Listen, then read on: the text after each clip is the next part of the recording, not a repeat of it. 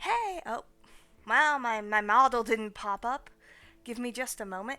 If the players would like to introduce themselves while my model is loading, please.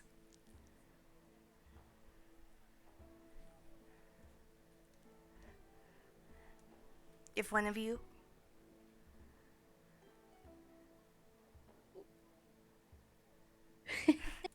Why are y'all being so awkward? Nose goes. Somebody else go first. Oh my gosh, everybody. Y'all, why are you like this? I'm Why? scared. It's something about being the first one, you know? It's like if Oh you're my second or gosh. third, that's different. Well, my model works, so I'm just gonna do it for everybody. Oh no. Alright, so, um, we have our wonderful players joining us here today. Briefcase, who is playing a paladin, a tabaxi paladin, Cloud Strife but a girl, yes. If you. Yay! Okay. And we have SorAmaterasu, who is playing an Owlin wizard. Hello. Uh, and we also, in the group, have Nerd Dungeons, who is currently playing a. Oh gosh. Tiefling Blood Hunter, if I remember correctly. Hello. Alright. And Little Elf, you are playing not a centaur. What is it? Satyr. You are playing Satyr. a Yeah. satyr. And a satyr bard. There we go. I forgot the word. I'm like music person. Music. They do music. Do go. The dude go. No. Yeah. So, No. anyway, we are currently missing one player. But that player should be joining shortly. I'm gonna set myself to push to talk. Hold on. You're good. Alright. So, let me know when I'm good to start my good old session one. Y'all meet in the tavern exposition.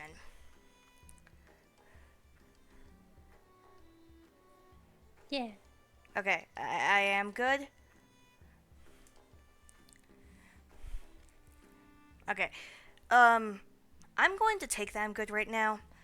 So, you are in this very beautiful, almost intricately designed tavern in Worm's Crossing on the Eastway district of Baldur's Gate. The Elfsong Tavern, so it's called. Not necessarily for someone of the poorer sort, but you wouldn't find the Duke or his consort hanging around here either. It's a two-story building, and despite its very almost marble look at times, it's very much so lived in.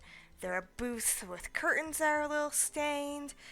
The wood on the tables has a bit of scarring, and floating blue lanterns. There's a big hearth, and you can hear the fire, not necessarily roaring. It's markedly middle class. Clean sheets, honest portion, no bed bugs. It's also very, very packed. So your little menagerie got shoved together as you see the two owners of the tavern, a drow woman and a drow man, running around, filling beer, giving food, all of the fun stuff. There's streamers and flower garlands everywhere. What gets your attention the most, though, is a big congratulations to the Duke and his soon to be bride banner over the bar. Um, so, as chatter begins, the woman, or sorry, not the woman, the man, Thalor, walks over to you. He's not necessarily young for an elf, but he's not old either. he he's muscular, he's got white hair with a black streak, and his voice is very friendly, oddly enough. Not something you usually find in a drow. Um, he looks and he introduces himself. Hello, everyone. I am Thal Lord Nightbloom. Welcome to the Elf Song. What all brings you into Baldur's Gate?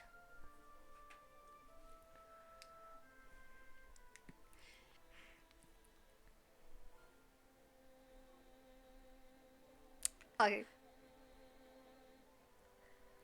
Okay, so I know we have some new people here. When I'm doing like conversation like this, there's not a set initiative. Y'all can answer in whatever order you want to. Just don't talk over one another, really. Everyone has decided that the order they want to speak in is no. It's uh uh I guess Cornelia will speak first, and she's like, I'm here for the free food. And she's eating a handful of the flowers that were being used as decoration. So, as I paid good money for the decoration, I would appreciate you not eating it. However, I am more than No, happy to provide a no, bowl of flowers, if you would so no, choose. So you don't have to eat no. the ones I painstakingly put up on the walls.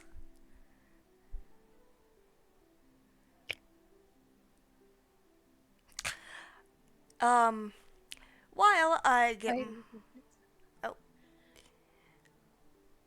while I get my wife to prepare your friend here a meal, what reasons do the rest of you have for being in Baldur's Gate?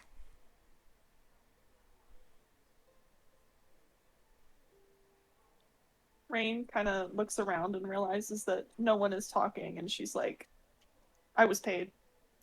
Paid for a job? Or, like, are you selling items here? A job. Oh! Oh, that's very awesome. I am glad to hear that. What about you, my very fluffy island friend? I know you were going to contact me next. Well, owls do have foresight. I suppose this is true.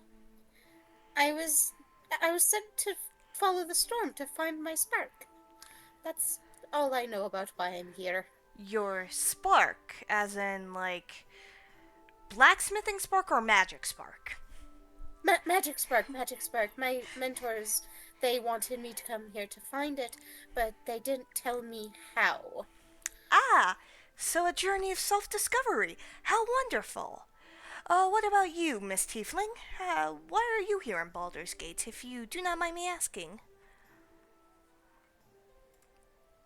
well,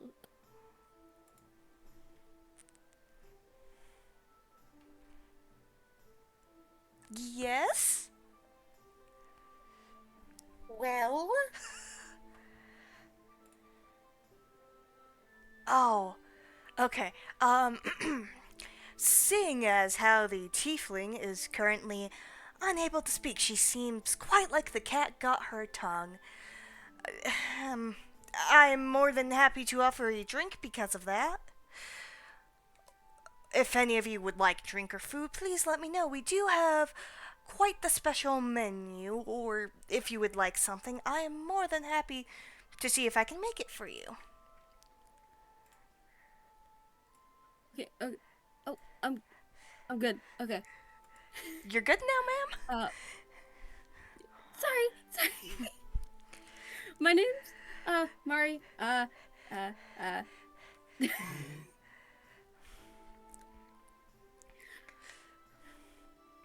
Yes, I'm just here wait. I'm just here waiting for like the next job I'm given. Oh, wonderful. What do you do for work, miss? Well, I kind of just do what my boss tells me to do. Oh, well, a jack of all trades is better than a master of one, so they say. He then gives you a menu, bids you goodbye, lets you see if you would like to drink anything or eat anything. A couple minutes later, you see this redskin tiefling walk up. She's not necessarily scantily clad. Her clothing isn't very modest either. Think about like a very short skirt and a dress that, while it doesn't show her cleavage, it's almost there. She smiles, waves at everyone at the table, and brushes her hair off to the Hooters side. outfit. Yes, a Hooters outfit, thank you. She waves, smiles, and says, "Well, hello, everybody. I'm Lacrissa." And then she takes a moment, looks at the menu, and says, "Oh, but don't worry. I don't need anybody's long sausage and a pastry. Not that I think you have any of those. But I see you have our wonderful festival-themed menu. Is there perhaps anything I could get y'all?"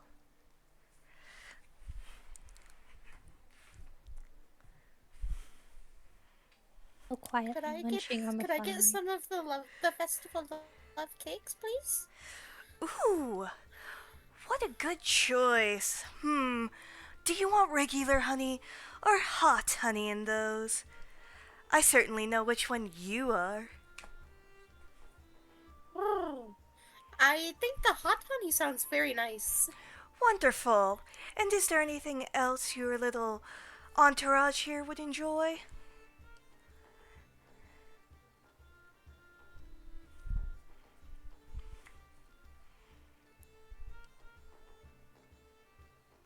Rain kind of like raises her hand since no one else is talking and just kind of flatly says, "Yeah, I'll do a cup of stout."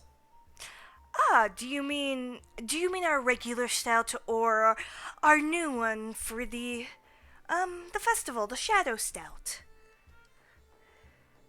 Uh, Shadow. What a fantastic choice. Would this be all the orders for the table? Apple juice? I would. Lacrissa Yeah. breaks character for a Happy brief juice. sec. Okay, hang on. Can I Lacrissa, have an apple juice? Lacrissa breaks character for a moment and then puts the like seductive smile back on her face and goes, "Oh, of course. We put actual apples in the apple juice. Would you like them heart-shaped? For the theme of the festival." Yes. Wonderful, wonderful. Oh, young Miss Tiefling, I believe you also had something you wanted? I was just wondering what you had for like wine options. Oh, yes. So our specialty right now is going to be a spiced wedding wine. It's very pink, very bubbly, very sweet. If you would like something a bit drier, we do have I can't believe they're making me say this. The excess Moscato, or not the excess Moscato, actually the excess Champagne. As apparently, when the fiance broke up with her previous ex, well, not previous, but just her ex, she drowned her sorrows in champagne. So, it is the excess Champagne. It is blue. Bit dry, but it has some blue raspberry if you'd like something tart.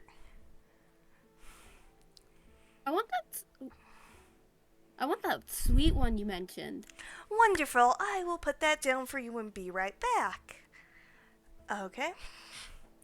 So Lacrissa leaves. She puts in the order, and as far as you can see, there's just so many people here. You can gather some bits of conversation. Someone brings up that there's a lot of mini games, a lot of festivities going on. Someone's wondering how it gets at night, so to speak. You see a half ogre standing by the entrance, the tiefling just doing your orders, and oh, hello, Ray Lopez, welcome in. There's a halfling who's cooking your food, a human who's scribbling in a notebook. You see a pirate just leaning against the wall. Another halfling who looks like she has flowers all over her. Yeah. Another half orc looking like it's a cat just pouncing on rats. A gnome. and a brooding half-elf in the corner. So, your food comes back, and Lacrissa graciously puts it on the table. Not necessarily someone like Hooters, but more of an upscale establishment. Something you would almost expect from a steakhouse. Oh yes, who had the festival love cakes with the hot honey? Thank you. Oh yes, my dear Owlin. Here you are, and she puts down these perfectly cooked, golden brown, festival shaped cakes, and in the middle there appears to be this honey that has like peppers in it. Not necessarily peppers, but like red flakes in it. And on the inside, or you can smell, even though you're an owl, you can still smell it, that has been made with a bit of mead, which is a honey alcohol. Oh, right. I also believe there was, an apple juice with heart-shaped apples in it. That's my thing. Oh, you. wonderful. Here you go, sweetheart. Oh, bless your heart, young lady. Oh, yes, I do believe there was also, the spiced wedding wine. Who was that again? That was me over here. Oh, here you are. And she sets down this very sweet, almost cotton candy pink looking drink. It's bubbly. It appears to have a golden sheen at the bottom, like it's had edible glitter put into it. Oh, yes, and the Shadow Stout. How could I forget the wondrous Shadow Stout? I believe that is yours, Miss Tabaxi, as you are the only one left. Yes, thanks. And she's a little taken aback, but not too much. Of course, and she puts it down. It's very obviously a stout, but it has like shadows trailing off of it, and it goes from this black to silver color at the bottom, and like the black is kind of reaching into the silver like tendrils. I do hope you have a wonderful stay. Oh, and if I might bring up, you'll want to engage in the festivities, so to speak. Not the ones I like to, of course. But we do have quite a few contests going off. They have some nice prizes. And, each time you win a game, there's a chance to be entered into the lottery. Have fun! Oh, and do be careful when you leave Baldur's Gate. I hear there are terrible, terrible storms outside the city. As she leaves.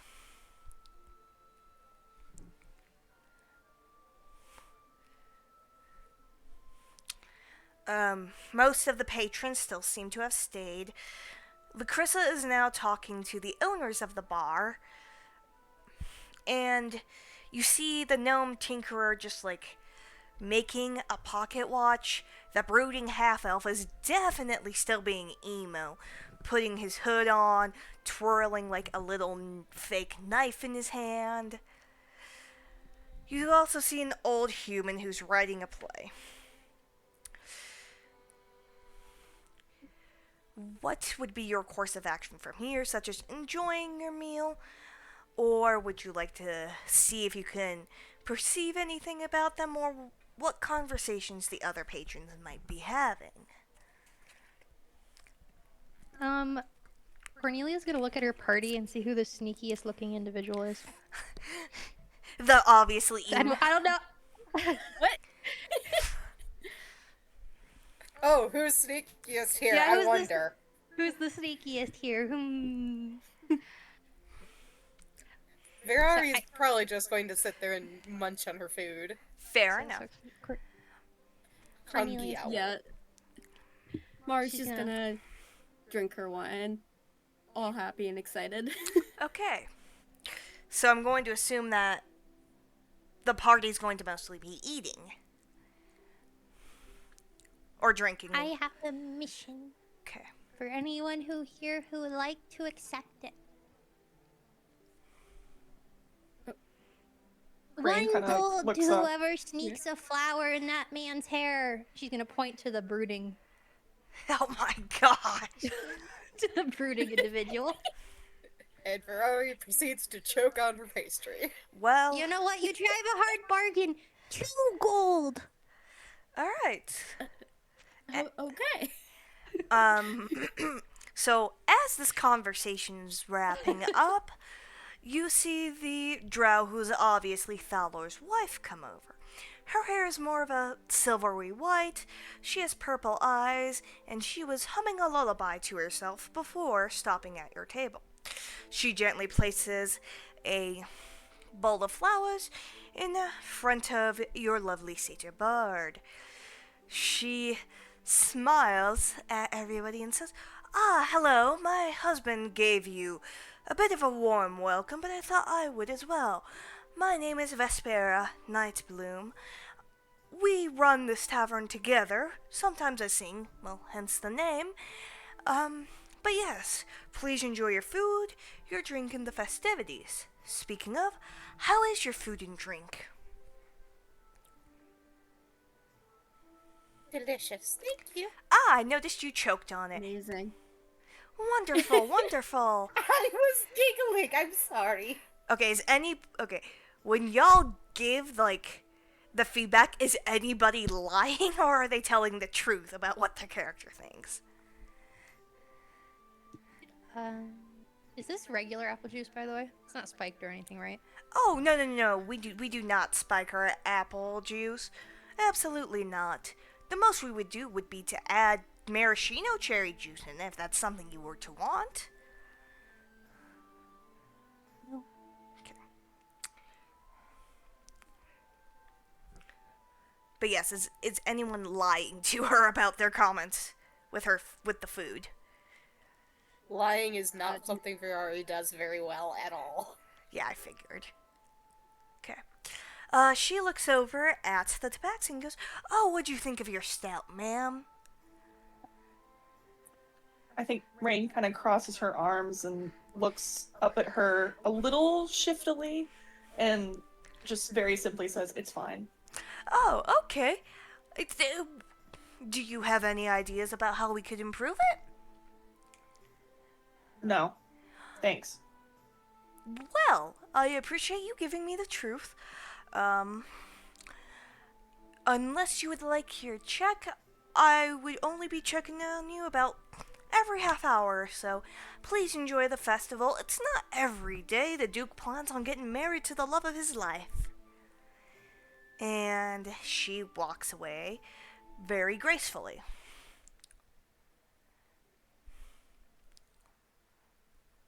Cornelia I think is I'd be a busy little bit concerned if it was every day.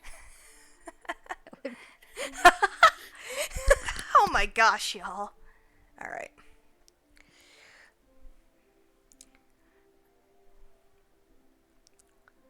Cornelia is busy picking out the heart-shaped apples and biting them in half, so there's only half hearts left.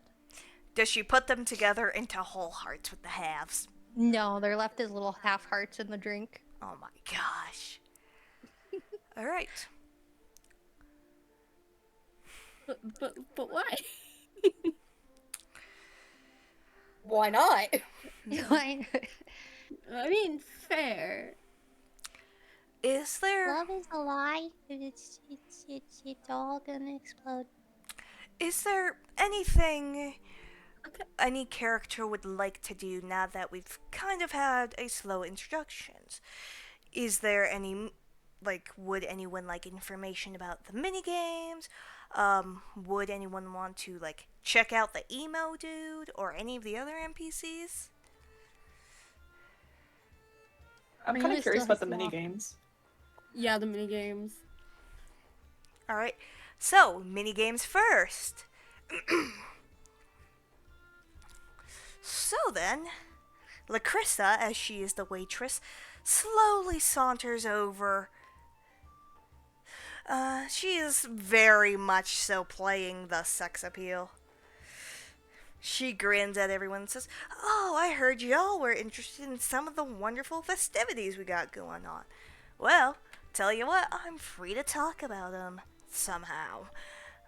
So, we have the potion guessing contest. You'll have 3 identical-looking bottles, and you'll have to see which one's the actual potion and which ones are the fake. You'll also have to drink them. So, best of luck there. Ah, the pie eating contest. I must say, banana's my favorite, though peach is also good. You have to eat the most amount of pies you possibly can. Oh, our wondrous storytelling and acting contest. If you're dramatic, this one's for you. One person tells the story and the other acts it out. Or you can just do it solo, whichever one you would like.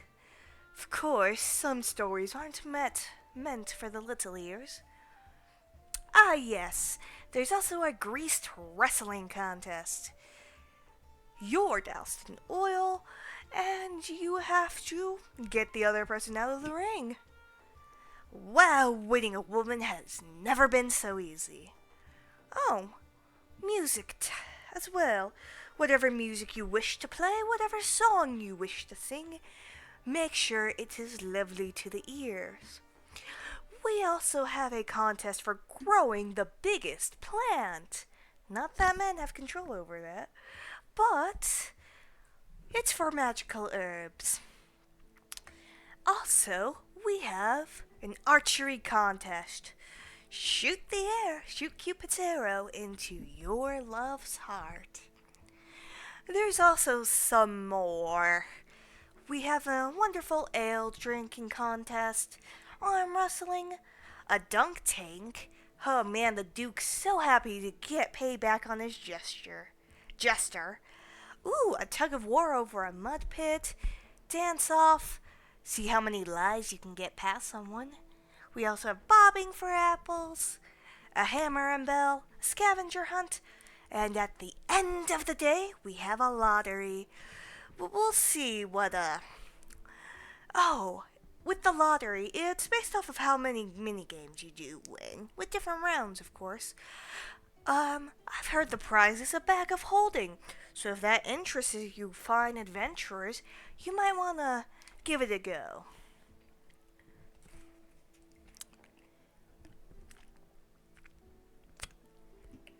She waits, like, super excitedly. Dunk tank. Okay, who's going to the dunk tank? Mari. Okay. I'll do y'all one by one in this case, not necessarily initiative again. So, Mari, as you go to the dunk tank, what you see is a sassy jester who appears like he's casting the non-magic version of vicious mockery at everyone. Oh man, I bet you can't even get your girlfriend like this, as he climbs back onto the seat from someone who had dunked him. And you see that there are tennis balls there, as well as the target to make him go down. You get 3 tennis balls, so you get 3 tries. Alright. She's gonna pick up one of the tennis balls. Okay? And she wants to chuck it at Make the bullseye. make a dexterity check for me, please. Yes.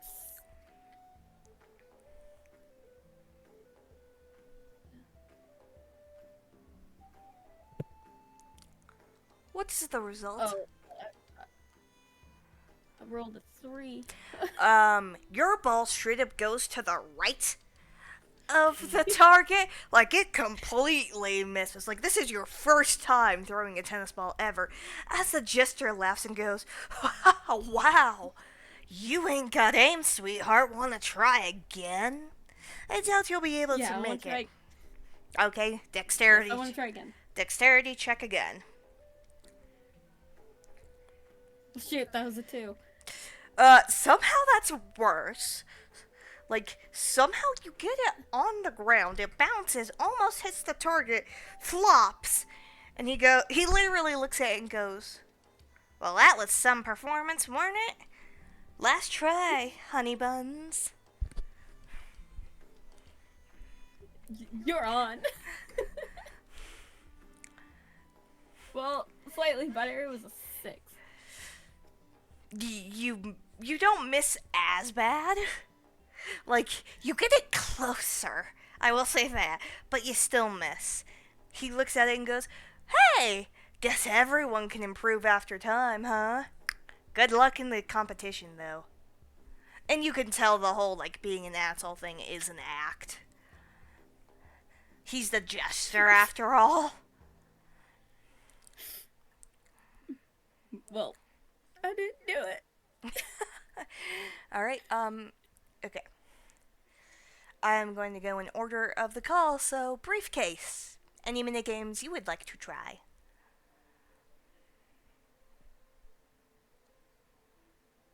Let me think for a sec. I think she's watched this go down with Mari, and she kind of feels a little bit bad. So, in a stroke of courage, she like rises from the table and follows her over there and picks up her tennis ball and is like, "I got it." Yeah, you can do it. Ooh, aren't cats afraid? Hold on, Boo, I got your ball. Ooh, aren't cats afraid of You can do water? it. Time to see what those claws got. Go ahead and give it a shot. A dexterity roll. Dexterity check, yes.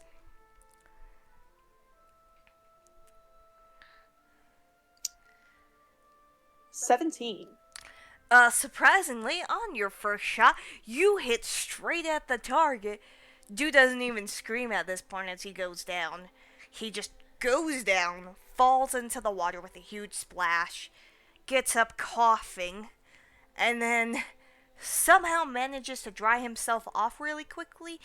And you, young Tabaxi, get a pouch of 10 gold. And one of Rain the, kind of. Go ahead. and a jester hat from the jester. Rain kind of holds these in her hands, and she kind of gives them like a weirded look. And she pockets the gold, but she'll turn and hand the hat to Mari if she'll take it. The jester kind of shrugs and goes, "It's a game, sweetheart. You won." Well, she's gonna take the hat and put it on. Okay. Let's see. Hang on. You, by the way. Cornelia, is there anything you would like to do? She's gonna go look for the music competition. Wonderful, wonderful. So as you get to the music competition, you notice people playing flutes, violins, a couple singers. All of them are singing songs about love. Also, I need to change the music. But yes, all of them are singing songs about love. Or at least playing something that would sound akin to a very loving thing. Um, hmm. You see a group of people who are just like trying their dang hardest, and it is not working. It's like nails on a chalkboard kind of thing. You see what looks to be like. Hang on, let me pull up the description. You see the half orc who is trying to catch the rats like a cat. Very tall, very almost intimidating in a sense. But they don't necessarily seem upset or anything. The half orc, has skin that's almost mint green and black hair. He looks down at you and goes, "So, you joining the music contest?" Yeah. Okay. What kind of music are you gonna do? I'm gonna play my pan flute. Wonderful. Are you gonna sing at all? No, just gonna play my flute.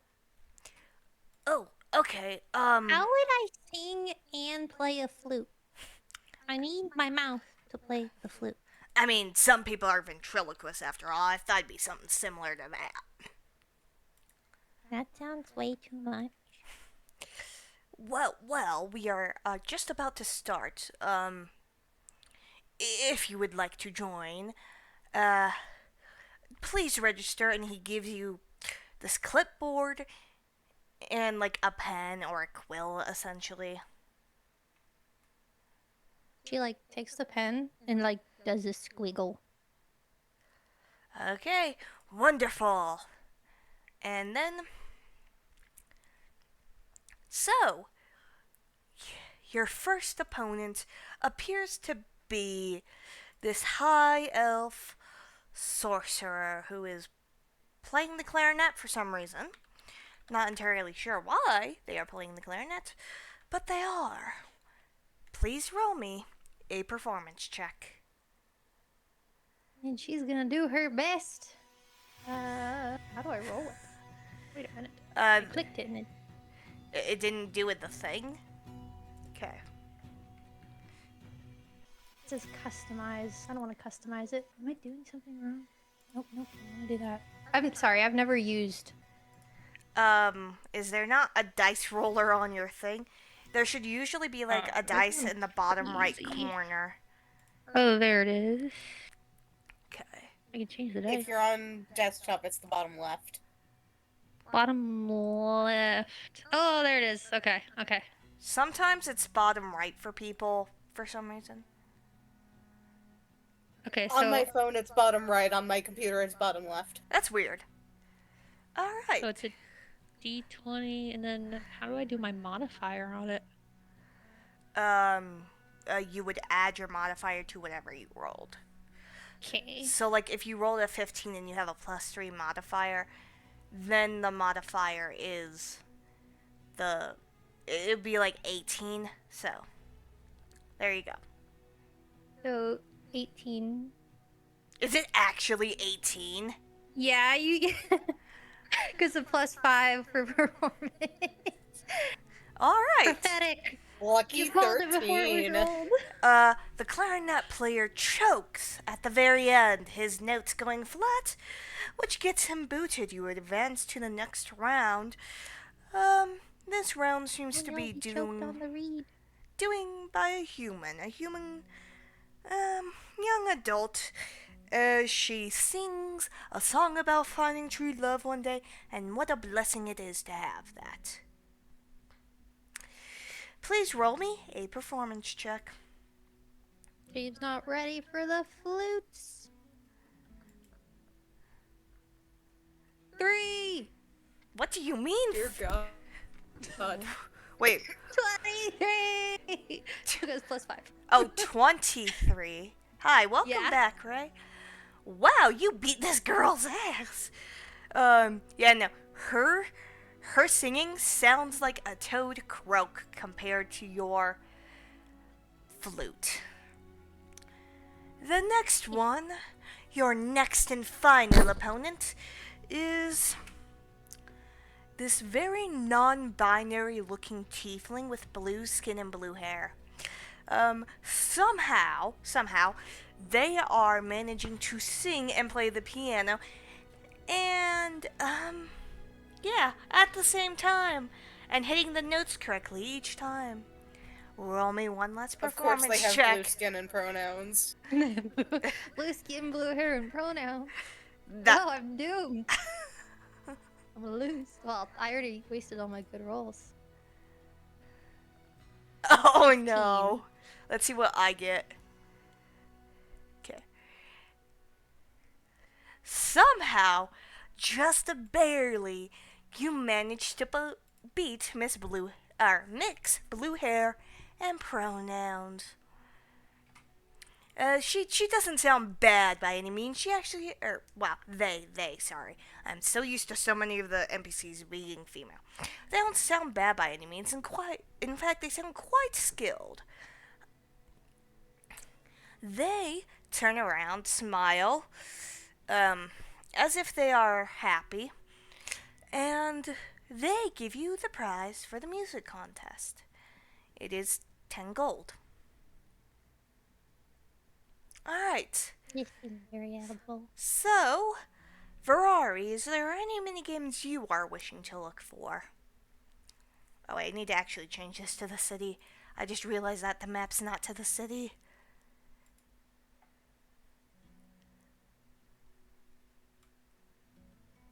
The potion one The, sounds like fun. the potion one. So, as you arrive at the I'm not necessarily sure what to call it. But oh boy. The map just like got huge. Okay. Map expandus. So, you get to the potion guessing contest, and it appears to be run by a very, very mad human. She's got like a star clip in her hair, a moon kind of themed dress, but her hair is all disheveled and ragged, and her eyes are have like saucers for pupils. She looks at you and laughs and points to her array of potions. She goes, "Oh wow, finally! Someone who wishes to do this minigame. Ah, well, you see, I have 3 potion types. Each of them have 3 bottles, but be careful. 2 of them are not the right potion, only one is. So, Challenge accepted. she has what looks to be green potions with pink mixed in. A potion that looks like it's almost quite on fire, and it's blue, with a bit of brimstone in it. And then there's one that kind of looks like if bread were a liquid, but it wasn't beer. It's very gold, smells a little If bit bread like, were a liquid. but not beer.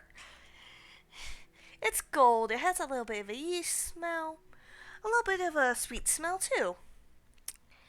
Which potion would you like to try? The green one. Wonderful, wonderful. Oh. Well, may the odds be ever in your favor.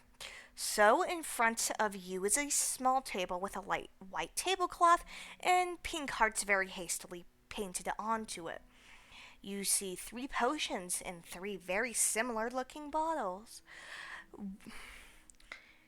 Each of the potions is green, like grass green, and has these like cherry blossom pink sparkles in it. They also have flowers in it. How would you like to proceed? Of course, if you are of the magical sort, perhaps you might be able to tell that one of them is the wrong one right away.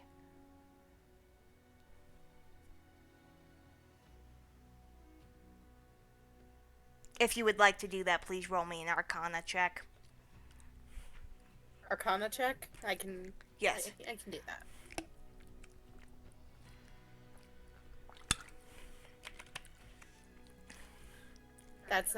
That's supposed to be a D20, right? Yes, and then you add your modifier.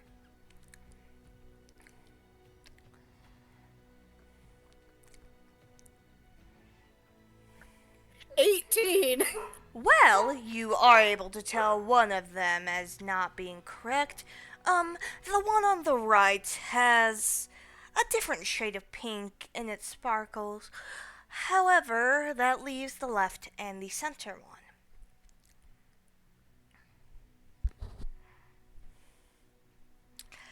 And the human looks at you and goes, "Alright, my dear, which one would you like to choose?"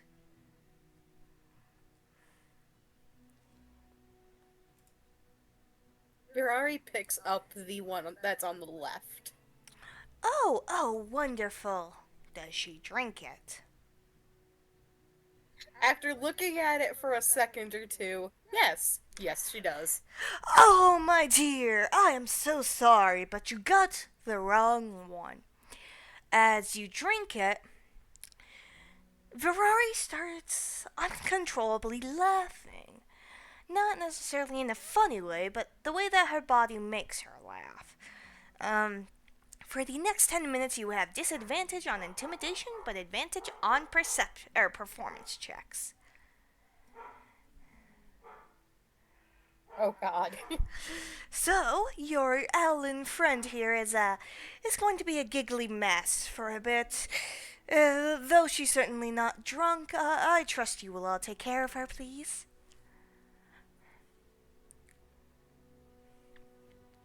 She's just kind of hiding behind one of her wings. As she's laughing. Yeah. That, my dear, was a giggle lotus elixir. Well, It's still a potion. it's just not the right one, of course, of course. Alright. So then. The lobotomite returns! The hell? Alright. Oh my gosh. What is happening? I don't know. My bad. Thank you. Alright. As you finish up Double up. As you finish up with the potion guessing minigame, at least the one of you that has tried one of the potions, you see another character just in the general area. Appears to be a Kenku, or at least looks somewhat like a crow. Doesn't necessarily have a lot of civilized air about the body, though, or the clothing. What would you all like to do?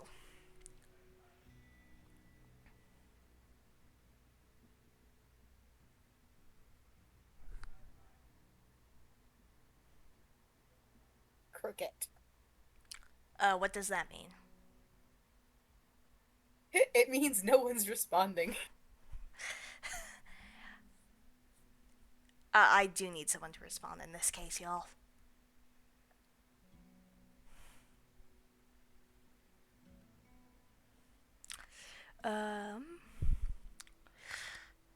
Would anyone like to perhaps say hello or try to share any of the festivities with Big Kenku?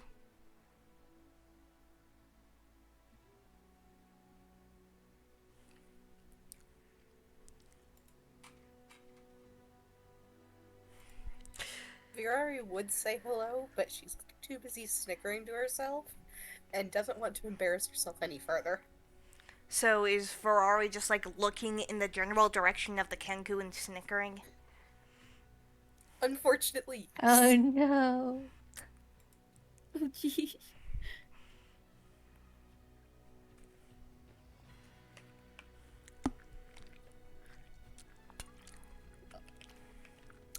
Just give me like 1 second. You're good. I'm just trying to introduce your character.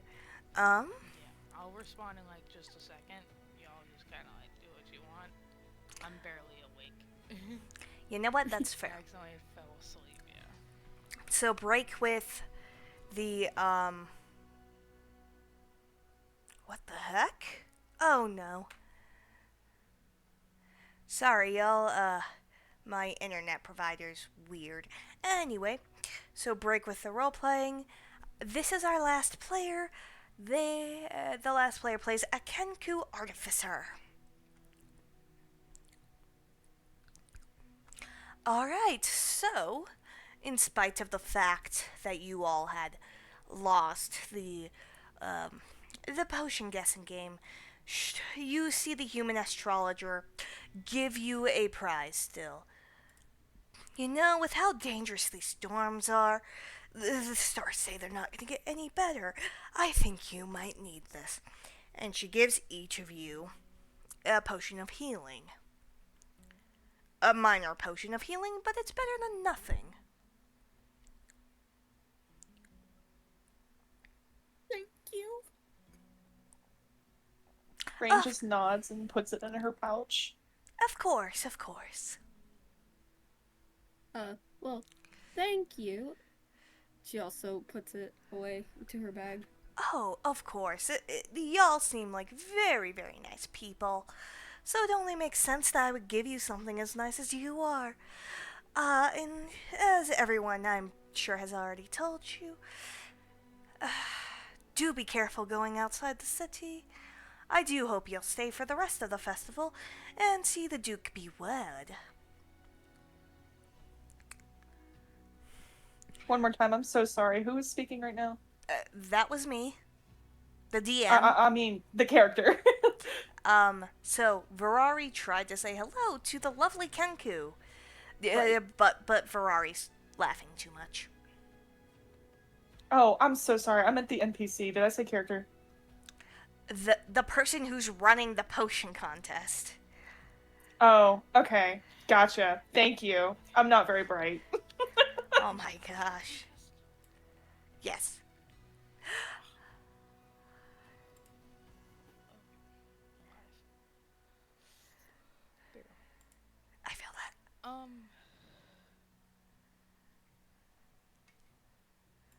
The Kenku is. She's a little bit different than the average one that would might see. Um, she's smaller, less compacted, a lot more skinnier and lanky for being a small creature. And she has blue and white feathering with darker, almost blackish, scaled hands and feet. Her face is narrower, and on the top of her head sits a crest of feathers that stick straight up, curling over the um, placement of art of goggles on the top of her head. Across her body, she's wearing leather armor and stuff like that that have different vials and pouches and stuff on it. Clearly a artificer of some kind. Yes, And then the astrologer looks at the group that has currently gathered, looks at the Kenku and goes, "Is this perhaps one of your friends? Uh, the, the, the poor Kenku looks very malnourished. Perhaps you should take them to the... or take the bird to the bar and get them some food?"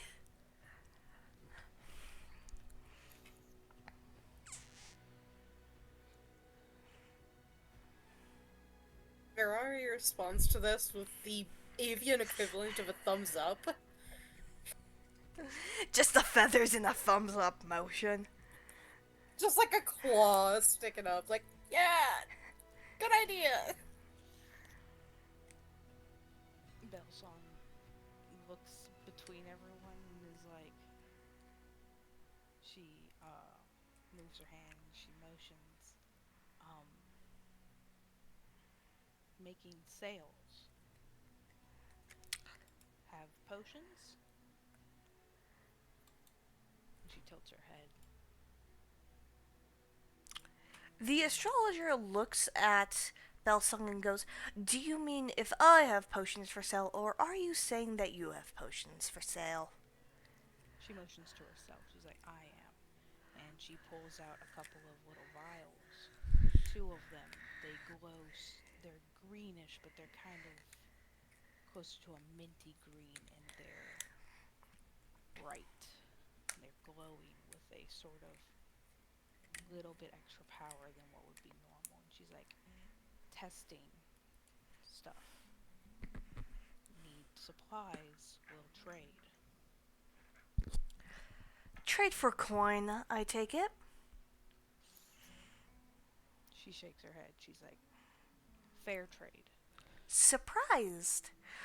But coin usually buy things, so I'd assumed you would set a price of coin.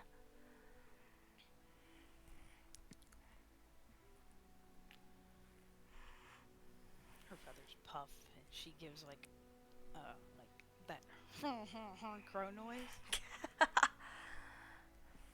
And she's like, she opens her beak and actually mimics out. She mimics out. No price good enough for what I have. Well, that's understandable. Many people will feel that way about their wares. As she says this, though, well, right after she says it, it's gone very quiet suddenly.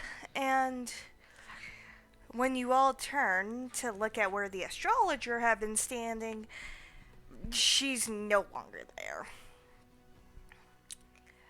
In her place is a hooded man with a completely black cloak who is approaching this bit of an odd group. He seems rather tall. Also, excuse my dogs if you can hear them. My puppy's very ADHD. Aren't we all? Yeah, that's fair. Okay, so this very tall, slender, hooded man who does not show his face at all walks towards the group, looks at the kunku, and says, I understand no price is good enough for your wares, but I believe I may have a job that would fit this group, as it would be, how do I put this? Too perilous for one alone, and I am more than willing to reward you once you were to come back after the festival is over, after having completed this job. Yes, corn for those that want it, and my dear little Kenku, I'm assuming you would want potion ingredients. I'm sure I could get you a rare one. Um, so, now there's this hooded man standing in what used to be the astrologer woman's place.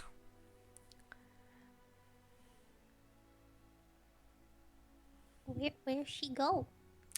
Oh, Is that a ghost all along? oh no, she just had very important business to attend to. Virari carefully takes a step back and kind of hides behind Cordelia a little bit. Hiding behind. Wait, how tall? How tall are they? 2'4". Okay. So we have the 2'4" little bird, and then we have the like 3'6" satyr, and then we Does like a little guys Russian have doll. to stick together? Yeah. As you were saying, Bellsong? Oh, I was just chuckling. Oh, I don't trust that guy. I don't trust him either. mm-hmm.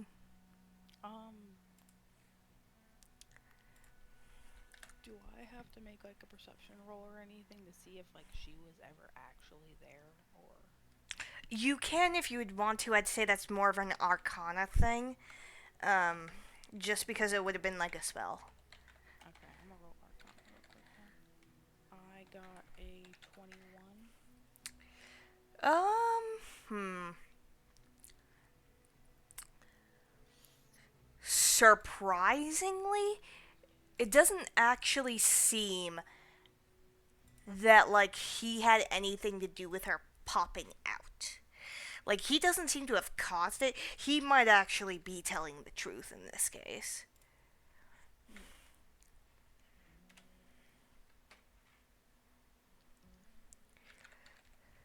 She kind of like looks at the other people that are there. These strangers who just so happened to be there when she had came out to make her cells. And is like,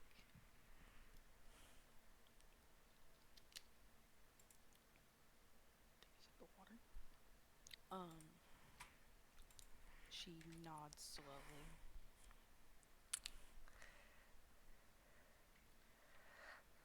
And signs, I choose the rare item, correct? I choose the rare ingredient.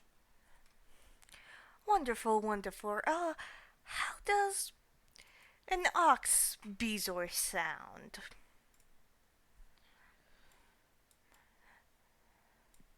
If that isn't to your taste, I'm sure I could find something. Would she know what that is? She should. It's a thing used in alchemy quite often. It's very rare. What's it called? Ox bezoar. Okay. Her little feather crest like jumps, and her head gives like a little tilt.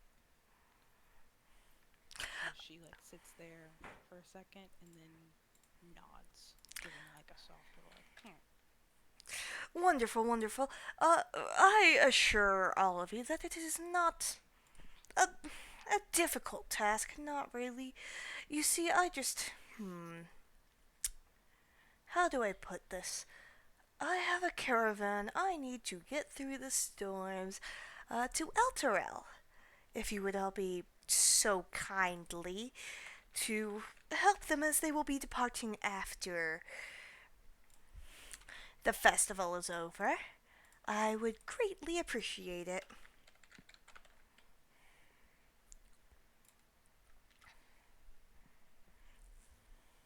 Rain like crosses her arms and looks at this person and very plainly says, "I'll do it for a price." What would you say your price is? I could at least do 100 gold per person. How many people? Per person. As in, like, per your group. Oh, I'm sorry, I'm not very bright. Now I'm just imagining that is actually what Rain said in response. No. She 150. she thinks about it for a minute and she kind of. Sorry, I lost my train of thought. She thinks about it for a minute and she kind of side eyes her party, and she looks back to this person and she says, 250 per person. 250. Okay. Is that including the Kanku having some of the coin or no? she motions and like, you know that sign, that hand signal where you're just like, Yeah. I know what Yeah. that is. Yeah, and then she signs like, don't need gold, just ingredients. Well, I am sure I could figure something out. Yes, that'll be fine. I would prefer that nothing get damaged in the caravan, if at all possible. Can't make any promises. Of course, it is just a preference. But you would get more than that, more than the 250, if nothing were to be damaged after all. A bushel of apples? If you were to enjoy that, sure. Yes. How big of a bushel? Well, how big is a bushel? I am unsure myself, but I'm sure I could find something.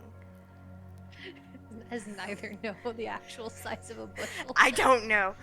Hi, hope you're doing well. Just stopping by to say hi. Hi, thank you, Death Race. Y'all just turn the user volume down on the music bot. Because it's giving me an error trying to turn the volume down. I was trying to turn it down, but it wouldn't go down.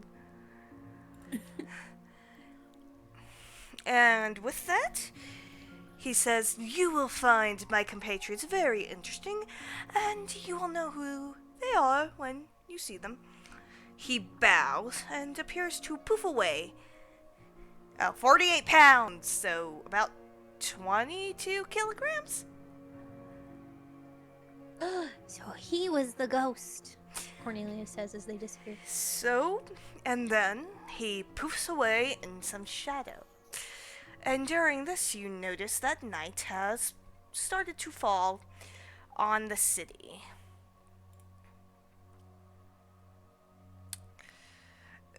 It's a very quiet, very gentle, and a very nice night. It's not necessarily humid, but you do see some fireflies buzzing around. During this time, people start shambling out of bars, out of stores, drunk off of their minds. Men wrapping their arms around women and talk of taking them to their houses or whatever someplace. It seems the festivities for the day are over. But those of you that have participated in the minigames will remember that there is a lottery.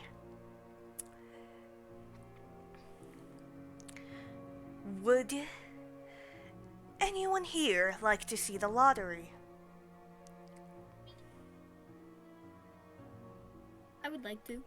I love gambling. Oh my god. Let's go gambling. This let's is- let's, let's this go isn't- gambling. Let's be financially responsible. I can't stop winning. this, this isn't gambling, y'all. Oops, gambling simulator. It always comes back to gambling, my favorite. So, as the party reaches the lottery area, I'm presuming the Kenku has surprisingly gone of her own accord. Apologies if I don't have the pronouns right. Let me know if I mess up the pronouns of the characters. And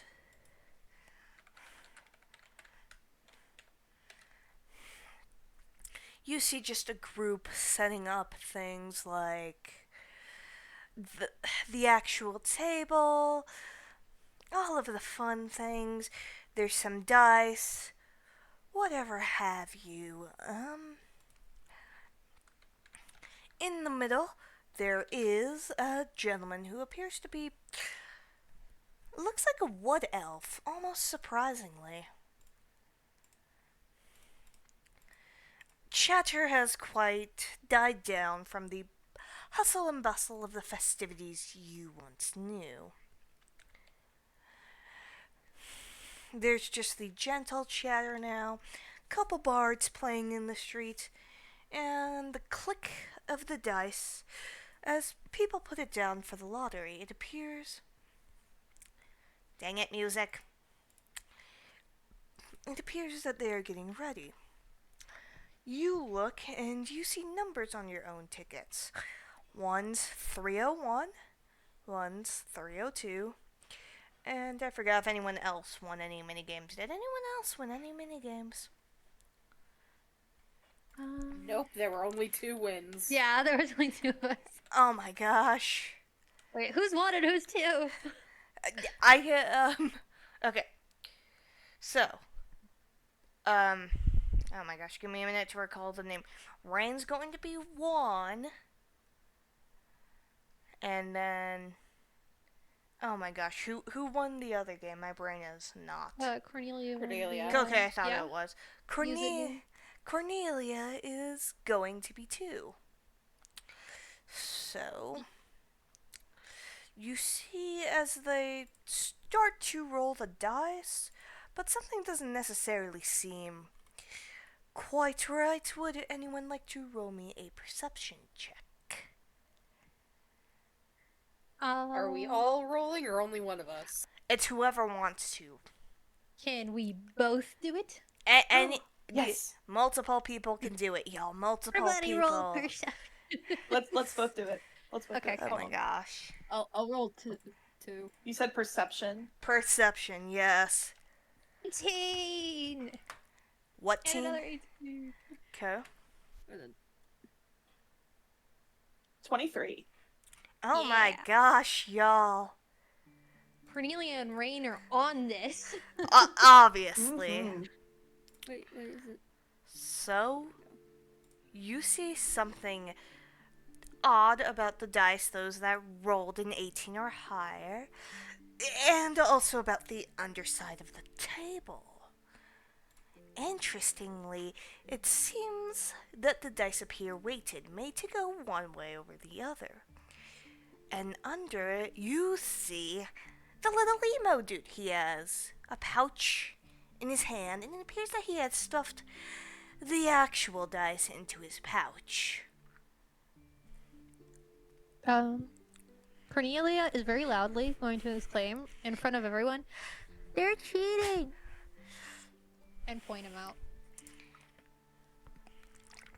I think reflexively Rain would reach for like like the axe that she holds in her side, just because that was such a loud shout. Violence. Okay, so are you going to ready your action in that case? What does that entail? Just means if there is a certain action the other person does, you will take an action to, like, attack or something of that nature. Can I say that she is on guard but hasn't readied an action yet? Yes, alright. And what is everyone else's, reaction to this? To her yelling, hey, they're cheating. Am I in this area, or did I, like, fuck off to go do something else? I think you're in it too, because you also brought up gambling being fun. Yes, okay. Let's go gambler.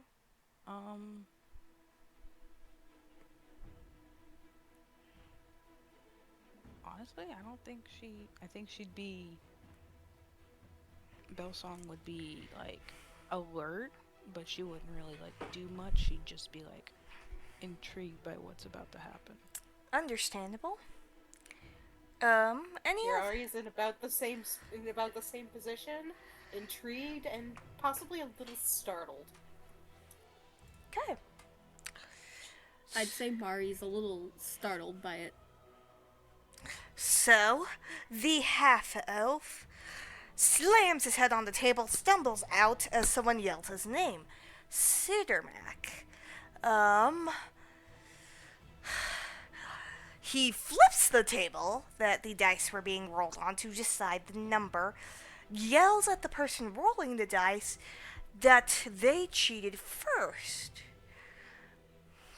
This is happening right outside of the Elf Song Tavern, too. He then throws a punch at the wood elf. Oh, well, that escalated quickly. Yep. I wasn't expecting that. Yeah, no. Thalor jumps in, shoving the two apart, grumbling about fight. bar brawls and how they've gotten worse with the festival, and yells, "That's enough!" But then, oh no, something else goes wrong. Sidermac grabs the very flirty tiefling waitress and puts a knife to her throat.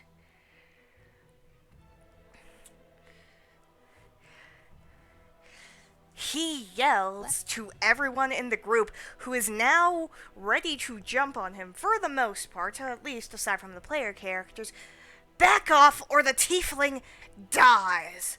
I'm walking out of here and nobody needs to follow."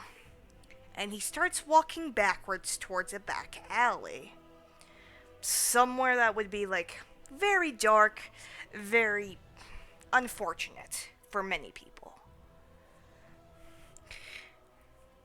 He keeps an eye on everyone as he does so. I want to try and, like, disarm him, but I'm not sure if I can do that.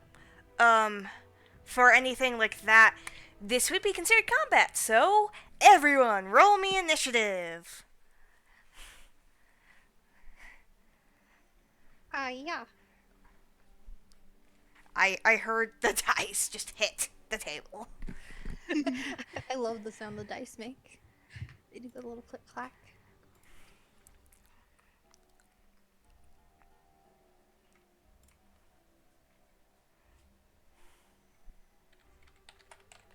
Okay. Let me know when everyone is done rolling initiative, please. Okay.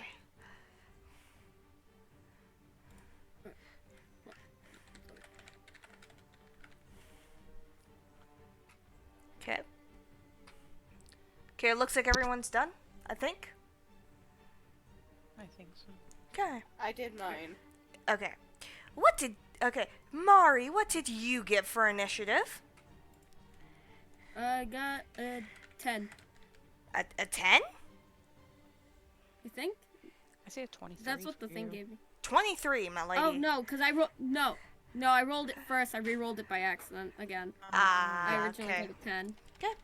Bellsong, what is yours then? 20. Okay. From here, what about you, Cornelia? 14. Okay.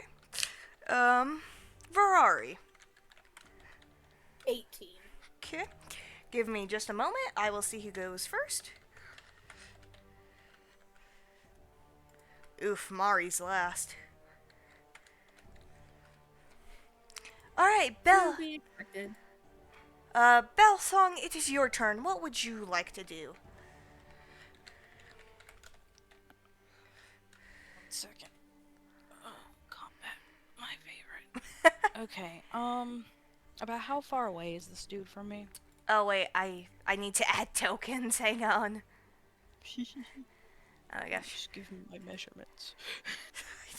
I would say 30. 30? Yeah.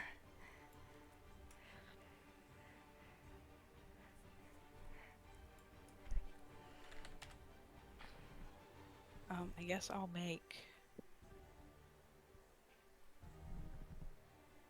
move about 10 feet closer and use my rope dart in an attempt to hit his hand that holds the dagger to the tiefling's neck. Alright, give me just a moment.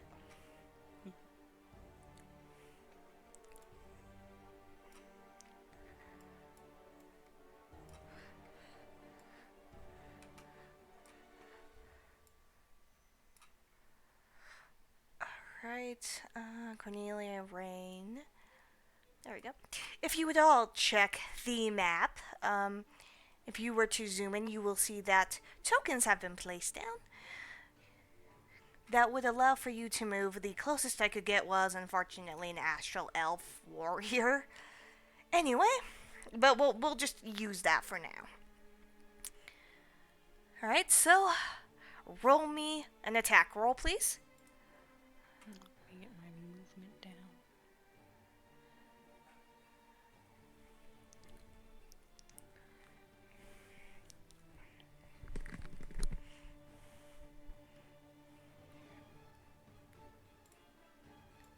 There-ish.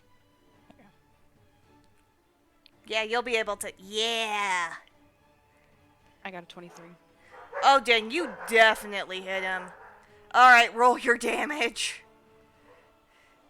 That is 5 damage straight to the hand. He drops it and hisses as he starts bleeding and stares at Bellsong, very pissed off, as he just uses his other hand to strong arm and headlock this tiefling, essentially trying to choke her from behind.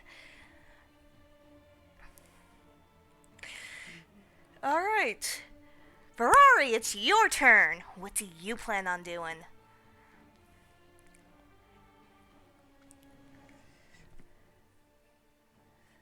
I understand that because of my species, I am able to fly. How high are these buildings? I would say roughly 60 feet. That is quite unfortunate. Because I was going to say I could always just, fly up on top of one and hang out. But I can't exactly do that if they're 60 feet high. That's fair. What's your next plan?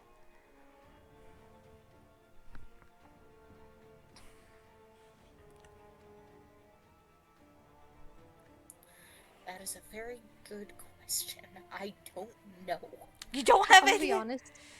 When you said you were thinking about flying, I in my brain, even though they're like 2 feet tall, I was picturing this tiny little 2-foot tall owl just grabbing him by the shoulders and lifting him in the air to drop him.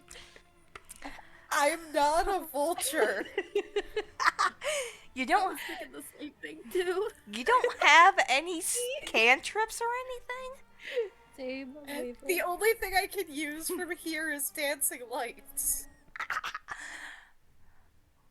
Blind him. Get him in the eyes. I guess I'm going for the eyes. Alright, you know what? Just roll me an Arcana check. I'll roll against you. And then I'll add his modifier after for his own spells. And then whoever gets the highest will decide if he's blind or not. Because why not? Because this isn't usually used. That is a 22. Jesus! Okay, so I heard you like to see. I don't. given the fact that yes, now you essentially just flashbang the dude and he hisses, but in spite of that, he continues to tighten his grip to the point where he's actually starting to choke her. He just has his eyes closed and he can't attack very well.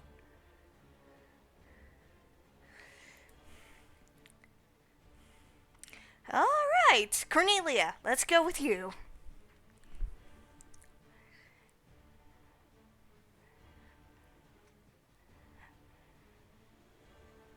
I think it's Cornelia?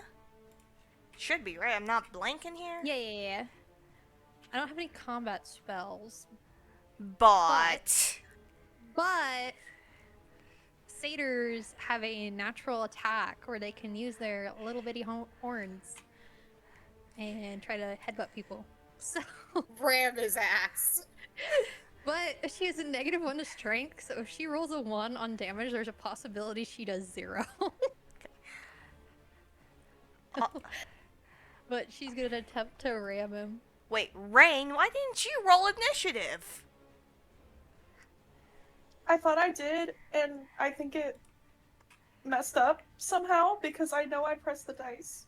Okay, what is your initiative? I think it was 10. Okay, cool. Alright. So, what were you doing again? Cornelia? Hiya! Does a 12 hit? No, it barely appears to miss. She runs into the wall with her tiny horns instead. Yeah. Alright, now it's his blinded dude's turn, who's hissing in pain and being very, very upset about what happened.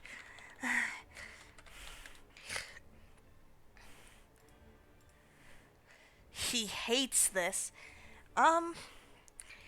So, given the fact that he will have disadvantage, but it's really the only thing he can do, he has multiple daggers, as unfortunate as that is.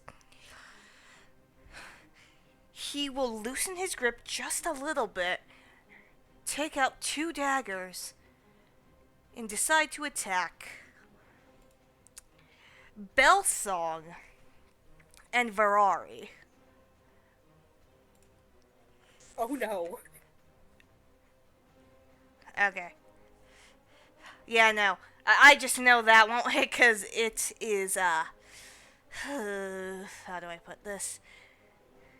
It's a 4. So the one It's a for 4. so the one for Bellsong didn't hit because I'm rolling with disadvantage since he's blinded. And then he tries to go for Ferrari, which is also a 4. Does that hit? What stat am I checking? Armor class, your AC.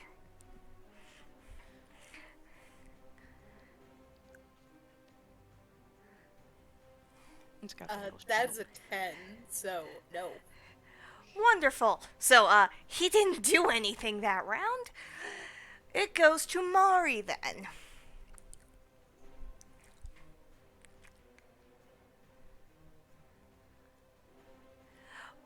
Alright,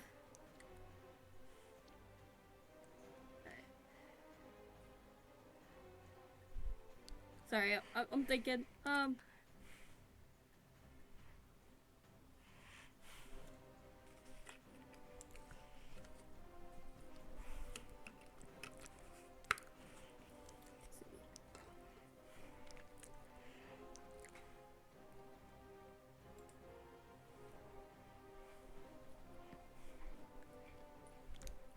sorry. I'm just think. Can I try to trip him? Sure, but he's not Oh, like, moving. having, like, And you'd have to get well, up yeah, close like to knock him. him. Yeah, no. Sorry, I'm just thinking because I don't really got much I can do. You don't have any attacks? I mean, I do.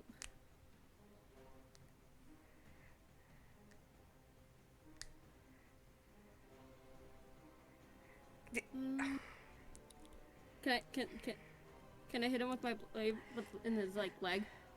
Yeah, sure, go for it. Roll me an attack roll. Once you move, yeah.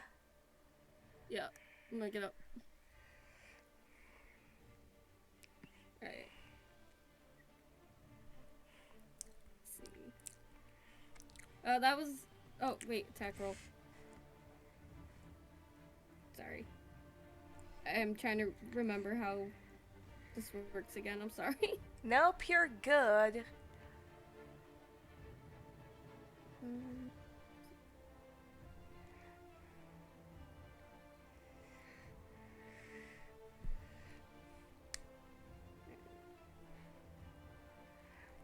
Oh, well, that was a 1. Like you rolled a nat 1, or what do you mean? Yeah, I rolled the nat 1. Oh, Dio mio. Alright. What was the full roll? It was just 7, okay. Yeah. It then appears to... You miss. You just miss. You like Yep, stumble a bit.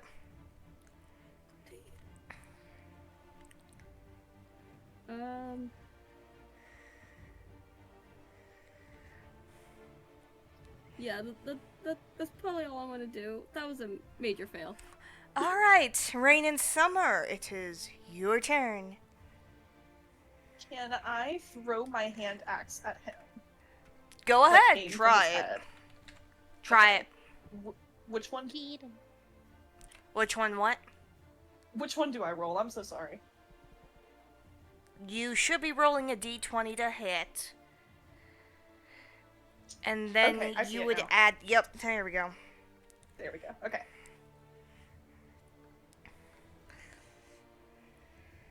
That's 7.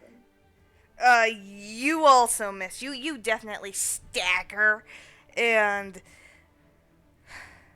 it almost looks like, yeah, no. It's like, fuck. From here, it is back to Bellsong's turn.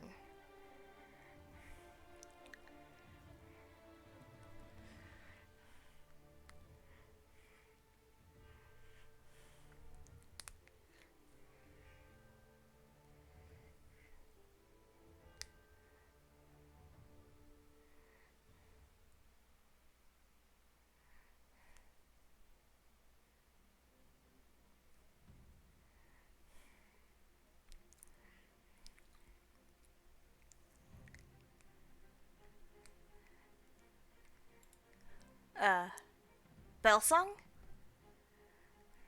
Shit, I was muted. Okay. Oh. Would I know?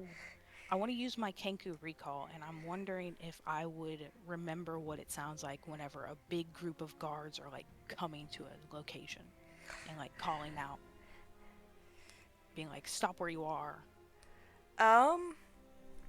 Stop! You have violated the law. Yeah. Basically. Roll me a history check just to see if you can remember it. Oh, my rolls are so good. I got a 20. Yeah, no, you definitely remember it. You just hear the sound of stampeding and guards yelling. Perfect. Stop! You have violated the law!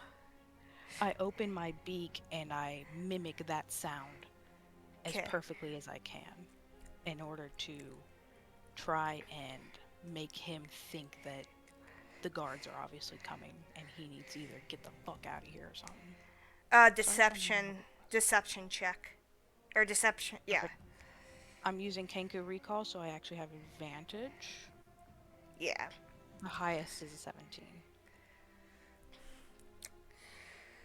Ooh. You are able to get the sound out. It definitely causes people to scatter away from the area, but it doesn't necessarily appear to make him run away. He can only tell if these are imitations with a successful insight check, by the way. Oh, I did. Thank you. I was going off of his. Give my brain a sec. Alright. Let me roll insight for him real quick.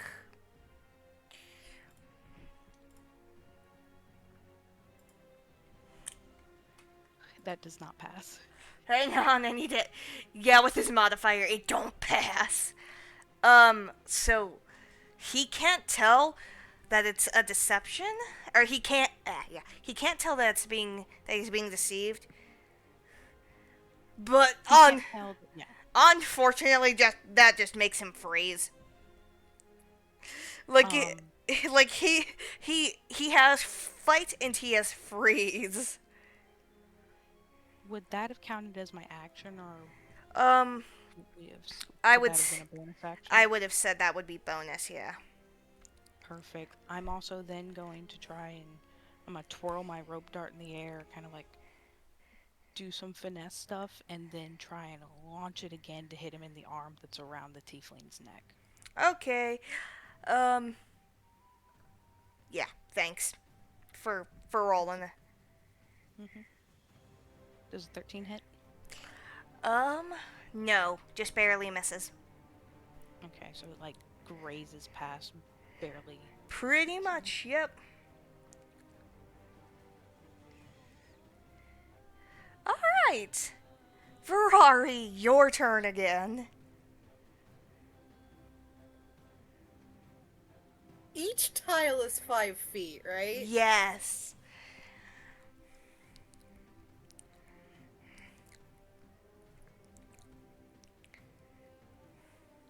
And my movement is 30 feet. Yes. Right? Yes. Very much so. Cornelia, you're getting flown over real quick. Okay. Just go bye-bye. I'm going to use Shocking Grasp. Okay. Is that a damage? Is that like a spell save DC I have to roll against, or what is that?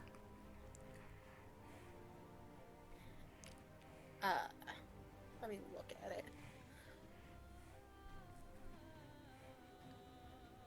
It doesn't make a melee spell attack against the target. You have advantage on the attack roll if the target is wearing armor made of metal.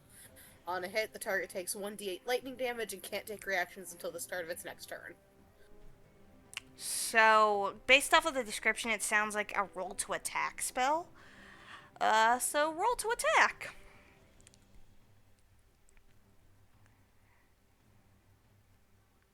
That'll be a 20, correct? To start?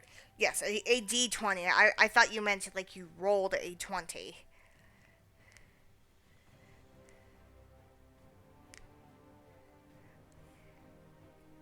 And what modifier am I looking at for that?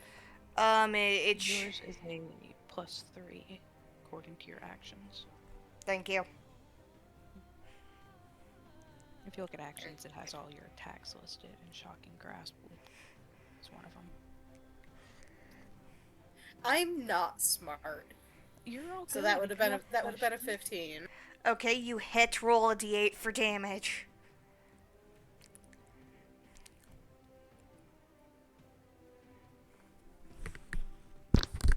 GG! What? Hang on. A 1 on the damage. Well, Let's go. That's what I like to see. Well, so you give him a little bit of damage. He's not bloodied yet. He barely seems like he has a scratch on him, but he felt a little zap.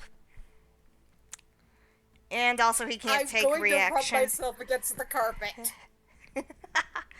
All right. Next up, Cornelia. When in doubt, do it again. Attack roll, please. Again!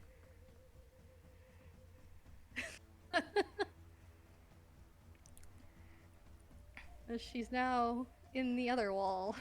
What'd you roll? 7. Oh my gosh. We're playing darts with the satyr. Yes. So She's the He's dart. not even like purposely sidestepping. She just keeps missing. so She can't see. Yes. he is still blinded. Seardermac is going to try to essentially stab the owlin that shocked him and blinded him for his first attack.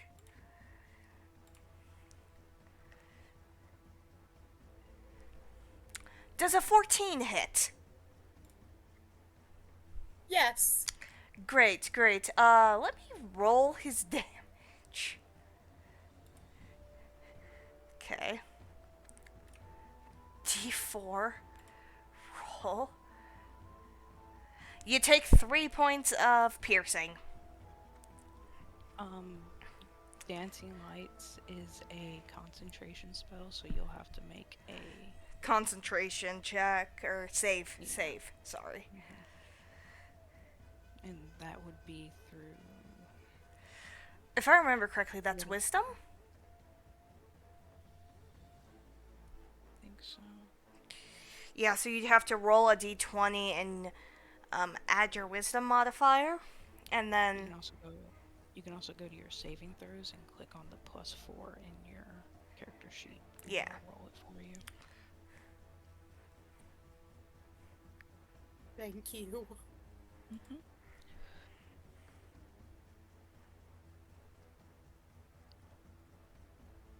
You keep your concentration. Yep. Congratulations!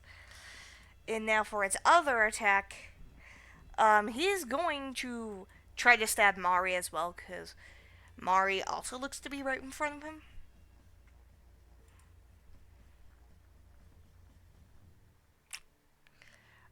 Does a 12 hit? No, it does not. Okay, cool. So he misses, and that's his turn as he's yelling about the fact that he is so freaking upset that he's blind. You motherfuckers! How dare you get rid of my sense of sight? I have the best sight out of anyone in this land. Not anymore, you don't. Okay, dog, calm down before you get put into politics, okay? Damn. Alright. So now that dude's had his little fit, Mari, it's your turn. Alright, I'm gonna try to hit him again with my scimitar. Attack to roll, please. Or roll to attack, please. Attack to roll. Alright. It's opposite day, folks. Yeah. It's a 9. Okay. No, it does not hit. Any other bonus actions or anything? Yeah, so it's double bladed, so I get a bonus attack with it. Okay, roll to attack again? Okay, 1d4.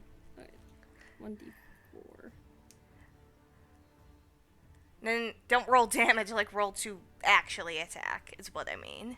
Oh, yeah, sorry. There we go. Oh, well, that was an 18.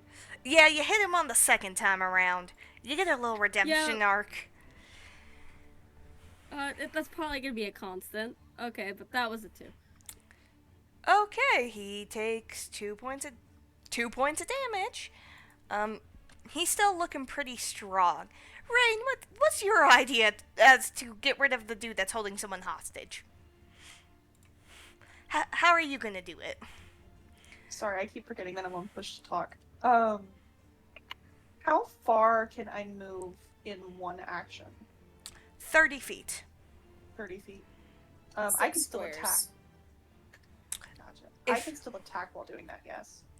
Yeah, so long as you don't dash. Okay. Let me see. I'm not sure. That's fair. This dude's Can I just. do 1, 2, 3, 4, Yep, that's 20. 5? 25. Okay. But you also can't really be on someone else's square. That's what I figured. Can I be here? Yeah, Since I'll it's a count that. 30. I'll just count it as 25 because, you know, just going diagonal. Okay. Hold on. I'm having technical difficulty. Oh no. Okay, I want to try and smack him with my long sword. Alright, It has 5-foot reach. roll to attack. Okay. A 5! A 5? A 5! I love the dice. A I love the 5? dice. Oh no. A 5? Yeah, that doesn't hit. As unfortunate as that is, that don't hit. A big ass sword.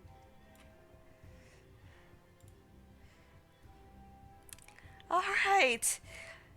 Yeah, so, Bellsong, back to you. Sweet. Okay. Bellsong's getting tired of this whole back and forth thing where her rope dart just isn't doing as much damage, so she comes around over here and just grabs the dude. I don't have a very good strength use, so she like puts her hands on him and then uses her beak to like peck at right towards his kidney area. Can you do a roll to attack? Yummy. Unarmed attack. 14. Hold on. Would this be considered flanking because of the fact that we're all on him? Yeah. Oh, yeah, now that I realized it, yes. So, advantage, please? Yeah. It's not fucking better. Why? Again. You guys punished me whenever I actually try and do something different. Yes. You barely get him. Oh, I do? Yeah. I do meet is beat. He has a 14.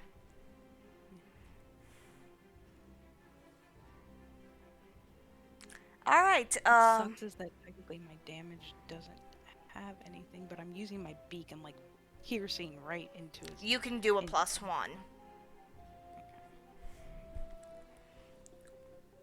I'm gonna say that's a D4. Yeah. That's fine. 3 damage. Okay. Right to the kidney. He begins, like, screaming Delightful. in pain and just being like, ah, you fuckers.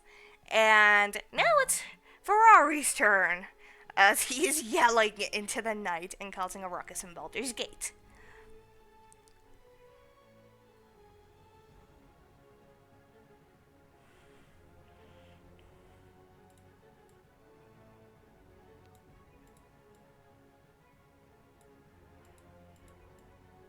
I think I'm going to just poke him again with Shocking Grasp. Okay, try it then. Cantrip go burr. Alright, do the cantrip then.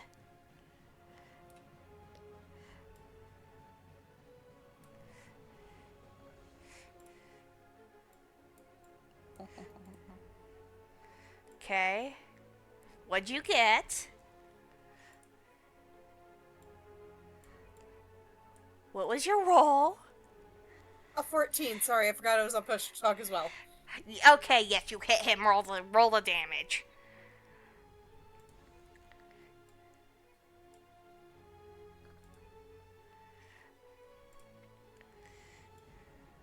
The dice gods hate us.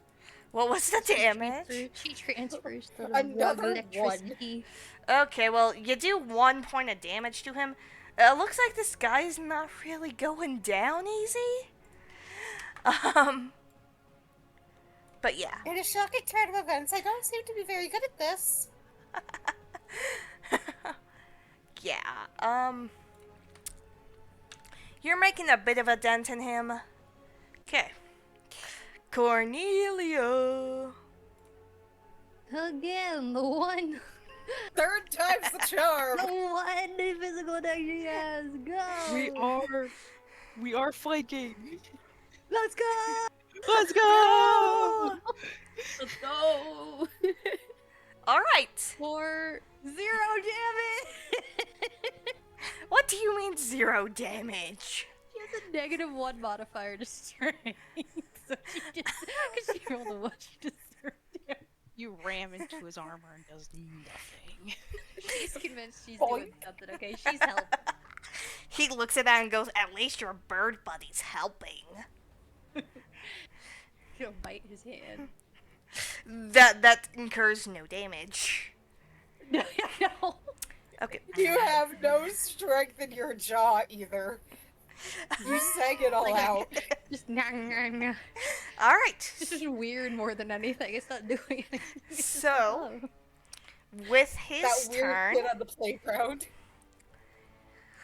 yeah. So with his turn, what he is going to do is, now that he no longer has disadvantage because he's no longer blinded. Oh wait, no, he is still blinded because dancing lights is still going. Never mind. He's still gonna roll with disadvantage, but he's going to try to stab Cornelia first. let's go. Get me. Do Ah, your best. all right. Holy. Does a 19 hit? Why does he have a plus 19? No, it's me rolling with disadvantage, so I take the lower. Oh, yeah. They both hit. Either one would. Okay, cool. One shot.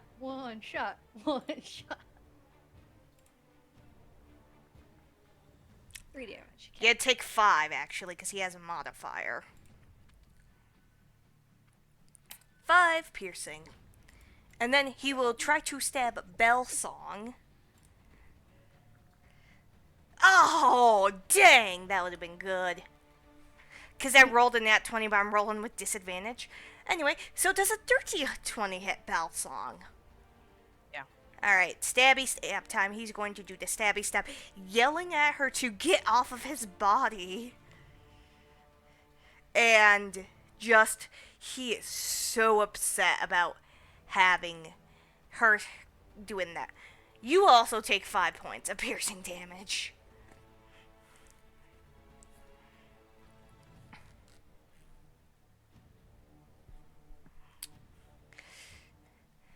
Like, he's real pissed at this point. And it's kind of showing in his attacks. Now it is Mari's turn.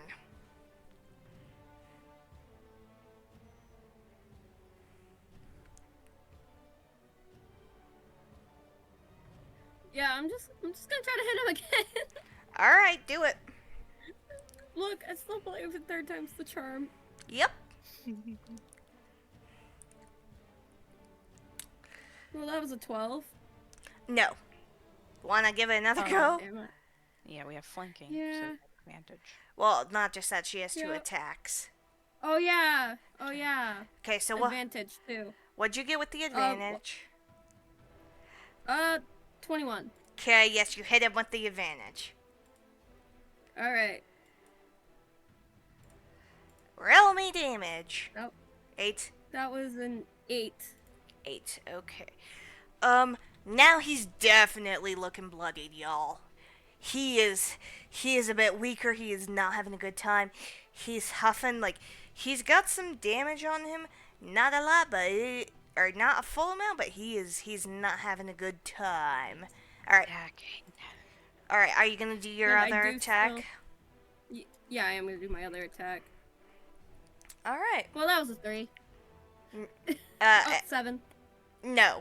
Unfortunately. No. Rain! No.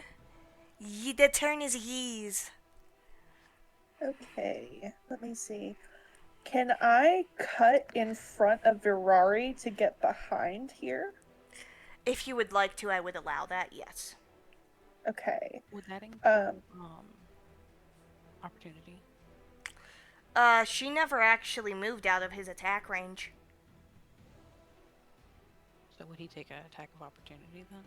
Or Well, with him grappling, is that not so, likely? um, the way I understood opportunity attacks is when you leave the enemy's range, like the range of the enemy's attack, but she didn't actually leave his range, to my knowledge. Unless you're talking about just the 5 feet.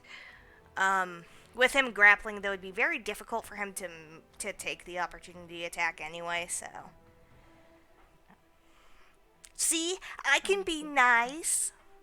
I was just double checking. And I want to smack him with my longsword again. Try, yep. Roll, attack, please. And with advantage, because y'all are flanking him. I roll 2d20s for advantage. Yes, and you take whichever Take one. five. Yep. Okay, let me see.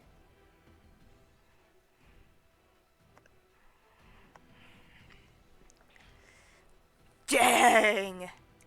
Hello. Holy shit. Alright. Daddy, One. Daddy, Okay. Daddy. Okay. So, what is the max Is damage? that the first? Is that the first nat 20 of the run? Yes. In the first That session. would be my luck. Anyway, I think it's, it looks like it's plus hang on. 23. Wait, hang on. Alright. What is the max damage your longsword can do? Because I do it where it does max and then another roll. Oh, I'm sorry. Hold on, let me look. My mouse is giving me trouble. How do I see that? I'm so sorry. So it's whatever die you would use to roll the damage, but the maximum number of that die. Oh!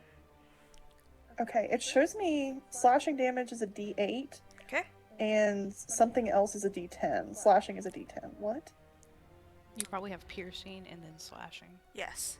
It's a For the okay, so because you have 2 attacks, the first attack is likely piercing, the second one is slashing. Because you are trying to stab and then go back. Okay. It says that they're both slashing. That's weird. Maybe because you're going back and forth? Okay. So, Oh, yeah. roll an attack, please. Does it matter which one I pick? Because it's your first attack, do the d8, yeah. Okay. 5. How do you want to kill him? Can I lop off his head? Yeah. Alright, that's fine. Okay. So, Sirdamak's head... And you get a trophy.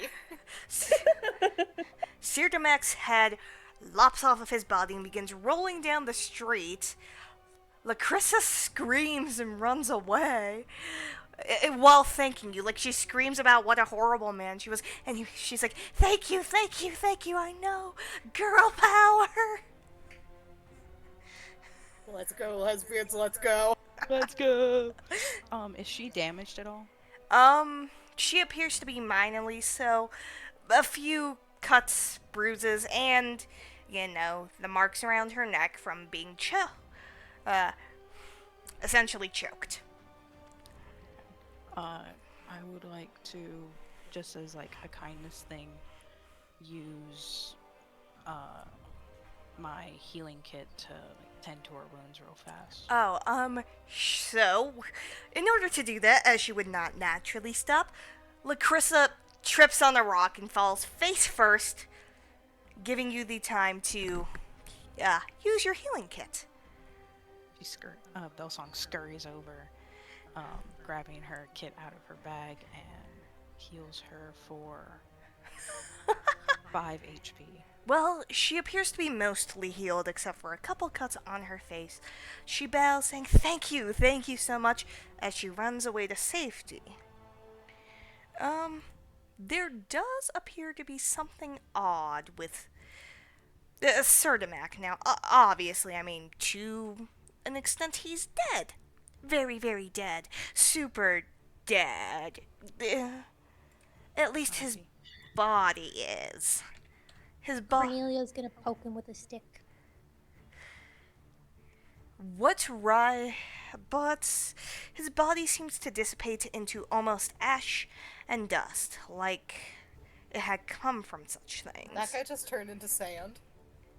Oh, hi. Do it. Well, I was about to ask what we gonna do about the body, Welcome, but that was solved. Cybot, even though his head is still very much so intact, rises out of the place that his body once was, aside from, now it's sane and whatnot, is a very ghostly figure, a skeletal head, and it cracks its neck in a sickening way. It has glowing white eyes, just oh so full of hatred as it roars. A wraith has been born.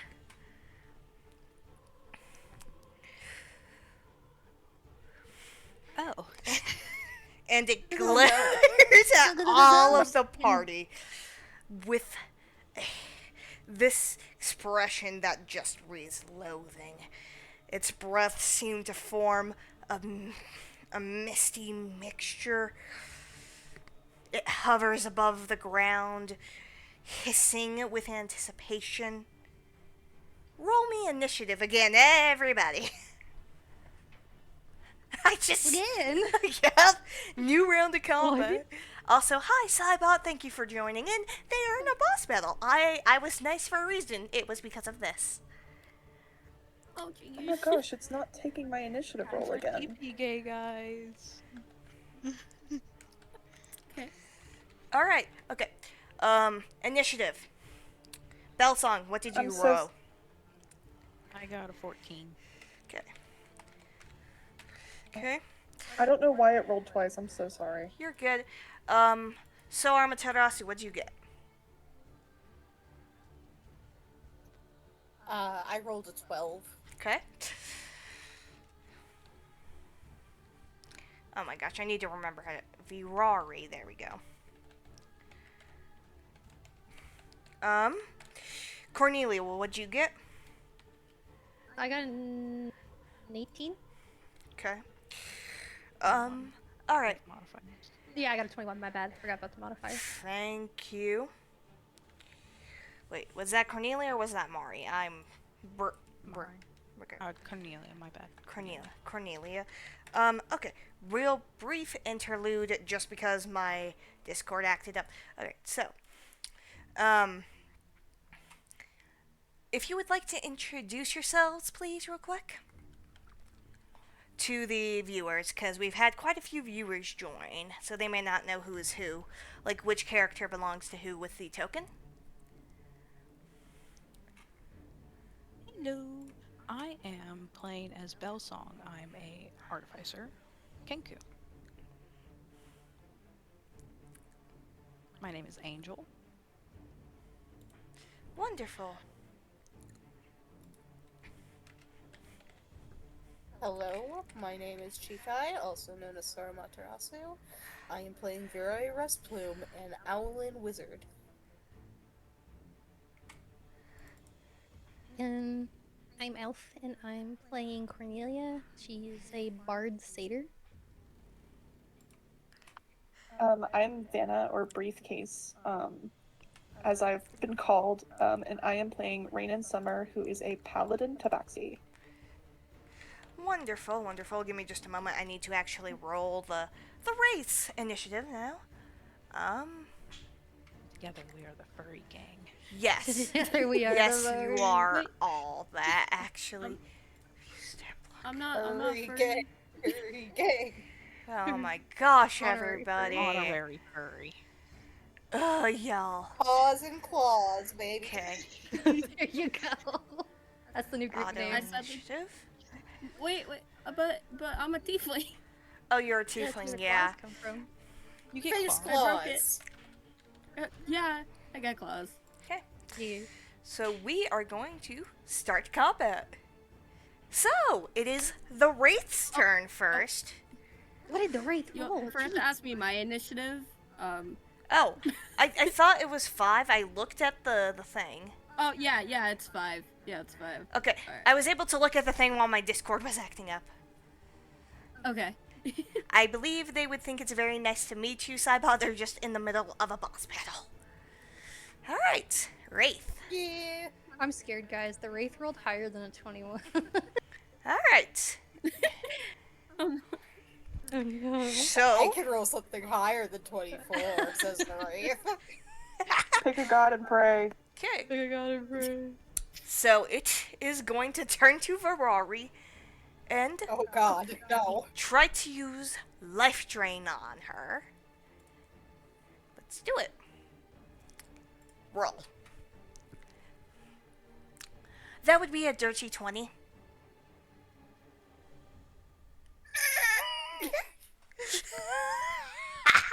At least it wasn't a gnat. Ow. That's a lot of dice. Oh god. I think that's more than double her HP. Is it? That's more than triple my max HP. That's like insta kill territory. Cause isn't it double over for death? For insta death? It is double. Yeah. That's a 24. My max HP is 7. Oh no. Goodbye. That's 5 times my current HP. Oh no. Help. No, 6 times. 6 times, sorry. Oh I my have gosh. 4 health right now. Well, you're dead. You're just gone. Alright. From here, Oh no. it is. Well, it would General Cornelia go.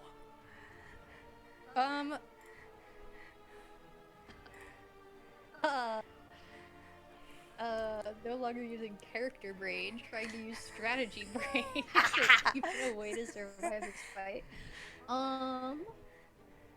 Let me see. I forget what this does.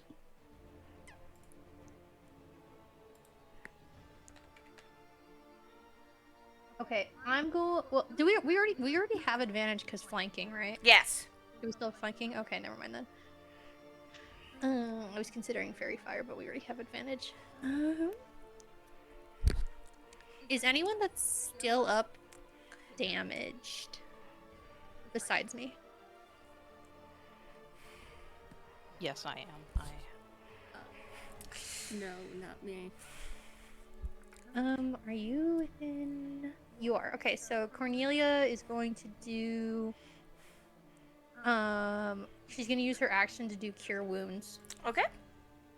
on Bellsong. So we kissed. Did I cast it? Did it work? No. Can't do the effect. Oh wait. I guess I just. Yeah. You get 4 HP back. Hooray! Perfect. That puts me almost at max. Almost at max. I'm just trying to get people back. Cornelia, is there and anything then- else? Yes. Okay. As my bonus action, because I haven't been using it,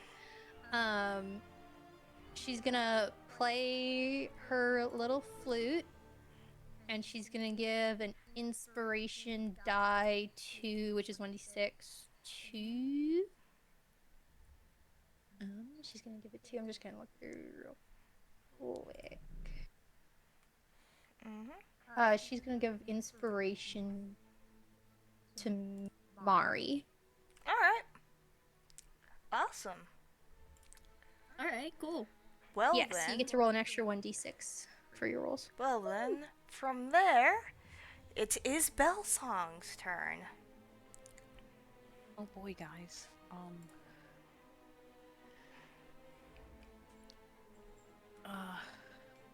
I'm going to quickly look around to see if there's like any actual guards or anything real fast. Mm-hmm.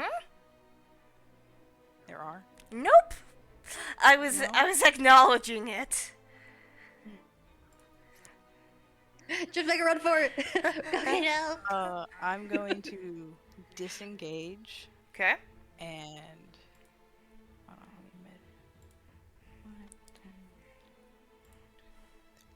run over here. for a full 30 feet of movement Okay. to get away from that while squawking loudly. I'm Trying to sorry. get anything's attention. I'm sorry. I'm laughing at that. Okay.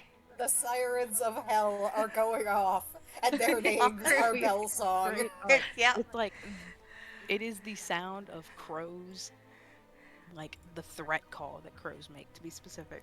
Yeah. Just trying I desperately think get the the Blue attention Jay's of angry. anyone. All right. Okay. Is that your turn, Bellsong? Yep, that's all I can do right now. All right, given Ferrari's dead, Rain, it is now your time to shine. Let me see. I'm considering my pool of things I can do.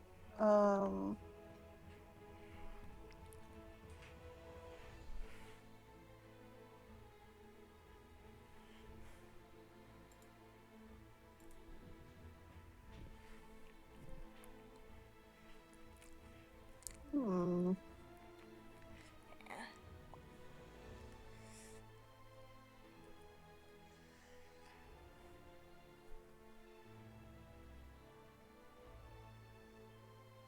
Can I smack it with my longsword again? Try. Okay. Is that really wise? Do it. You don't think Anything. so? You don't think Wait, so? are they Hold on, ghosts? maybe I can rethink this. One of us is already dead. Can I use I'm not really sure how death works. Can I use my lay hands on pool for is it Ferrari that's dead? Ferrari is insta dead. Like she is dead. Dead. Yeah, Okay. yeah. So you can't revive her. She's like a little mummified owl husk. Darn. That's lame. Oh my god, this is hard. I don't have like anything I can use. Are you sure you can't use your weapons? Something is better than nothing often in these cases. Yeah, I might just smack it with my longsword again. Alright, try it.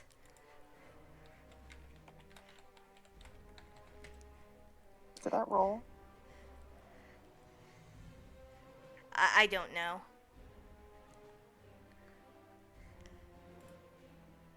I don't know why my ping is so low on D&D Beyond. It Oh my did god. roll.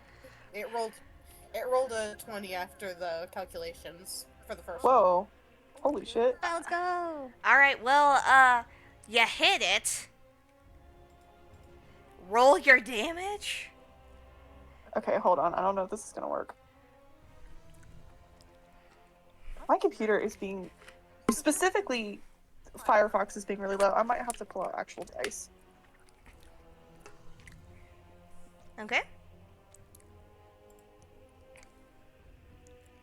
Ah, the classic D&D Beyond situation. Yup. Doesn't work. You're lucky this thing does not have multi-attack. Oh my god. For real. Okay, let me see.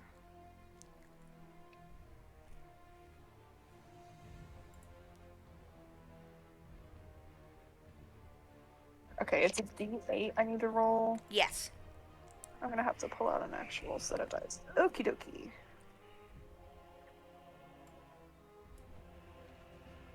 Looks like it was a 7 plus 1, so that is an 8. Okay. It barely seems to really do anything to the wraith. Oh my god. Alright. Mari, it is your turn. Oh geez. I'm gonna attempt to smack it too. Alright, go ahead. Give me a shot. Alright. D6. Well, that was a 21. Yeah, it hits. Yeah, that hits.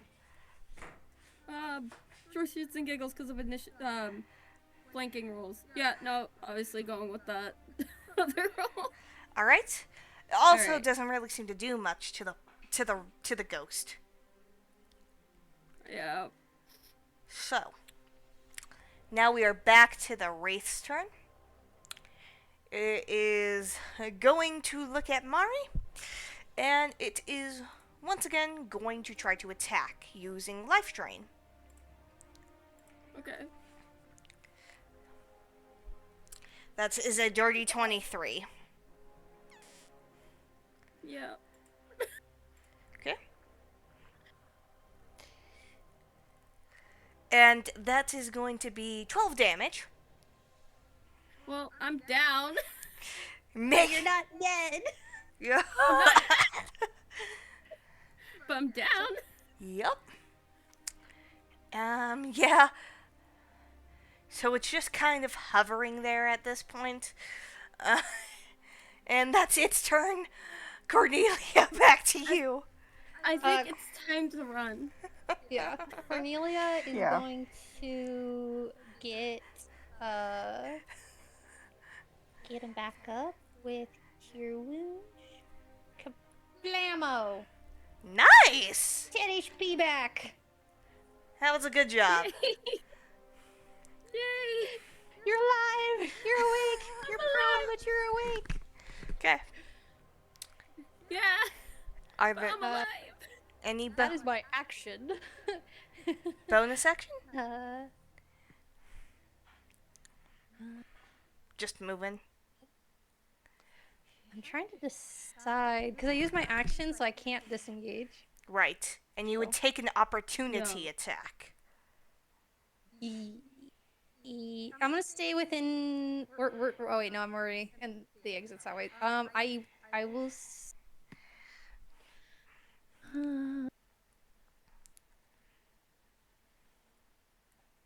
Sorry, 1 second.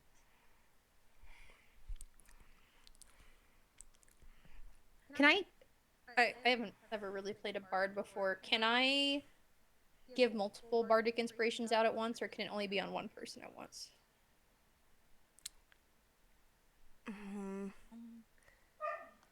How many do you have? I have Yeah, 3 total. I've given out 1, and they last 10 minutes. Yeah, you can do that. Yeah, you can give I can it do to another 2. one? Yeah. Okay, so I'll give 1 to Rain, and that will be my bonus action. Okay. Um, from here now, though, it is. Hang on. I have the freaking list up. It is Bellsong's turn. Bellsong, what are you doing, my dear friend? Has my ruckus drawn any attention? Perception.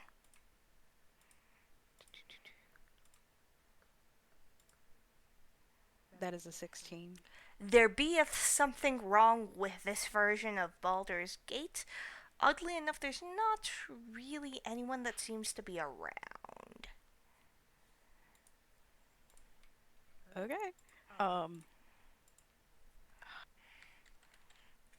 The one thing Kenku can do, and it's not even good for this moment, is I don't have a spell for it. I just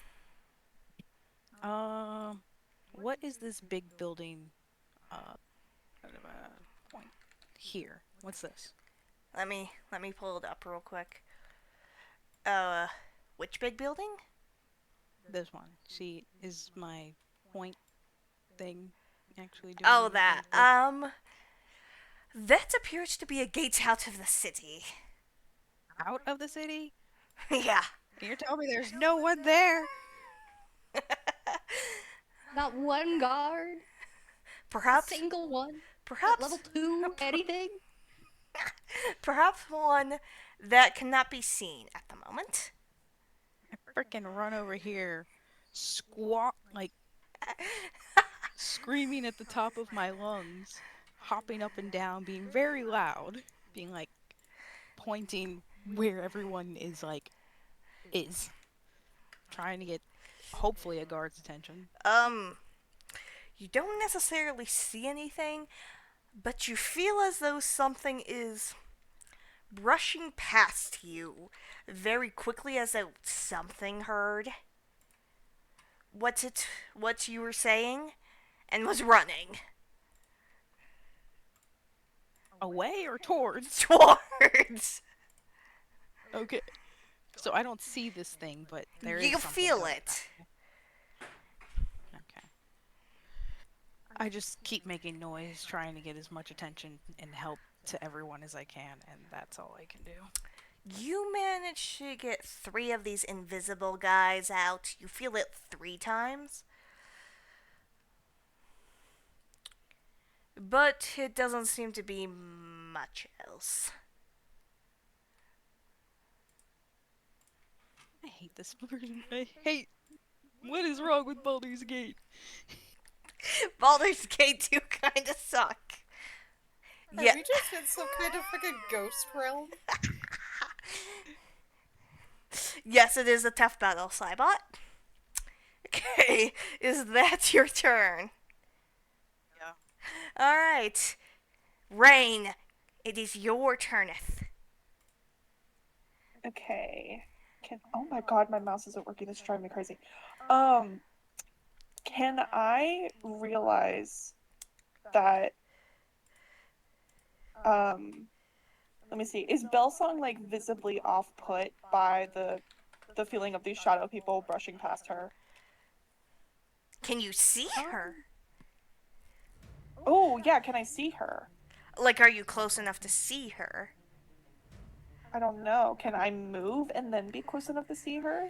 Um, you're gonna be taking an opportunity attack if you do that.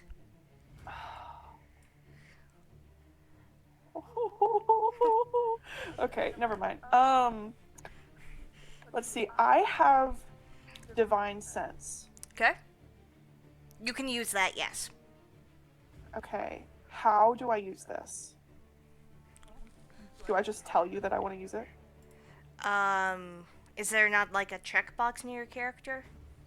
There are. I didn't know if that did anything. Or by your divine sense, I mean. I'm gonna click it. Yes, click it.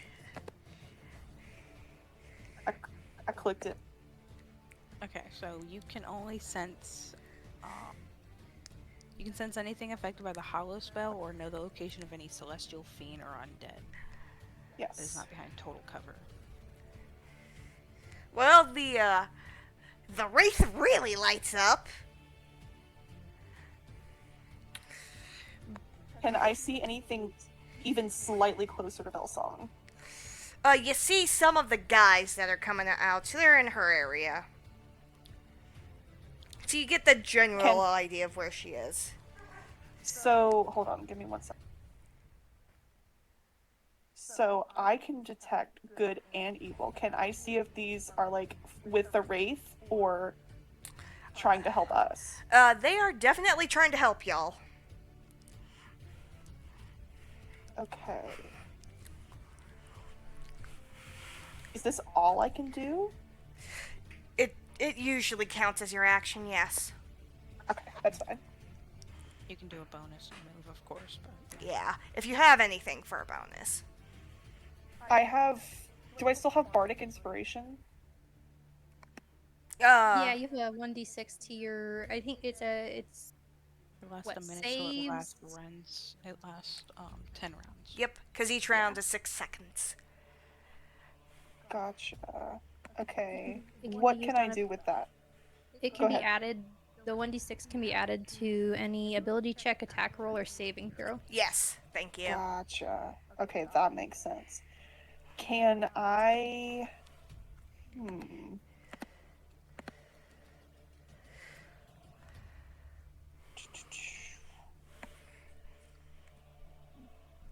Can I step back? Would I be taking an opportunity attack if I did that? Yes, you would, because this one only has melee. Oh my god, I'm gonna kill myself. Okay. I guess, hold on. Let me see here. This isn't necessarily the vibes I was going for with the music, but, like, I've tried 5 different musics and it all just hated life. It works.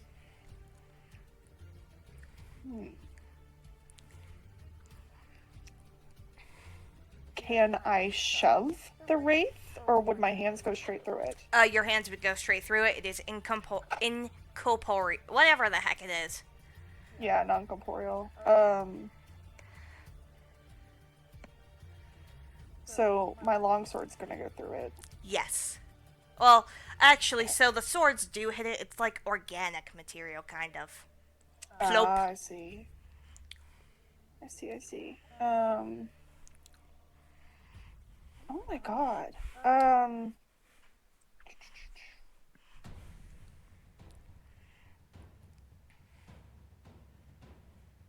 I don't know what else I can do. I mean, I know abyssal, but that's the only other thing I could think to do anything with. Thank you for redeeming stretch, by the way, Saiba.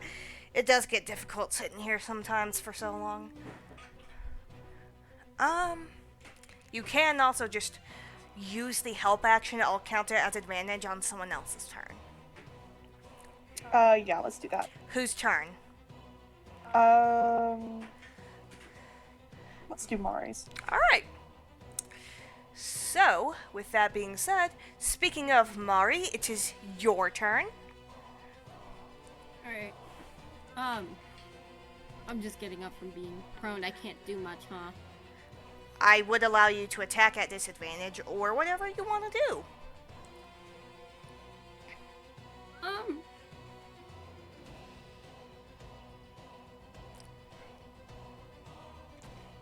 I kind of want to disengage, but can I even do that? Yeah. But you would only be able to do half of your movement because getting up from prone takes half your movement. Yeah. It's still 15 feet. Yeah, it's still 50. Oh! Hi, thank you, Coffee Cups, for the follow. Thank you. Alright, I greatly appreciate it. Alright. So yeah, I'm gonna back off 15 feet, so be about what, right here? Yep. Alright. Alright, now... I'm just backing off. Oh, dang. The ad break just begun. Oh no. And now we vibe. Alright, let's vibe to the music real quick, y'all. Alright, so, during this ad break, I wish to ask character reactions to Wraith Dude and the boss battle.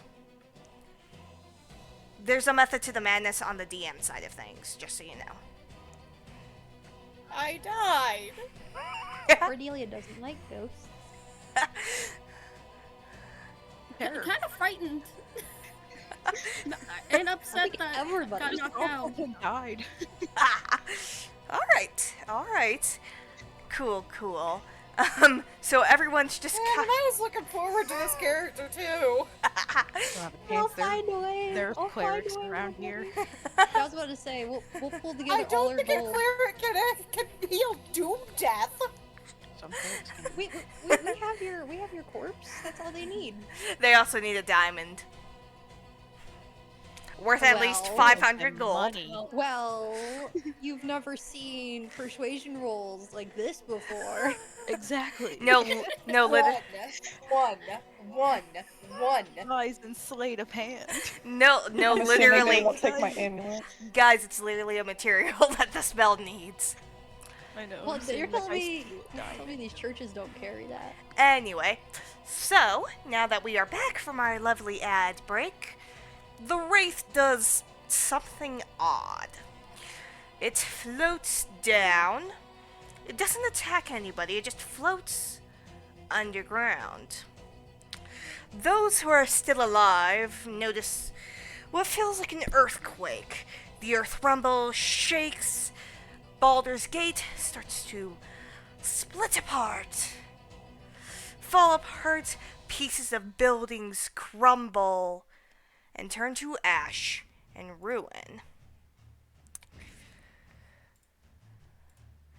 And you all, including, yes, the dearest, ever so lucky Alan, Wake up in a place that is black, white, blue, shining with light as though it may be miserable. Oh, great. Are we all dead now? I don't have a map for this, so y'all are gonna have to bear with me. Wait, are you saying we were like falling, or we just Uh, mystically or? Almost think of it as like akin to astral projection or something. But yeah, your bodies probably would have fallen in the earthquake. And as you all come to, you notice you are all wearing a prisoner's outfit. And you are locked in cells. The room is made of blue velvet. You hear tapping at a desk. Rap tap tapping at the table. There's a gentleman sitting at the desk. It is the one with that black hood you saw once before. He slowly takes off his hood, revealing gold eyes and silver hair, and he appears to be a gentleman of some sort of elven origin.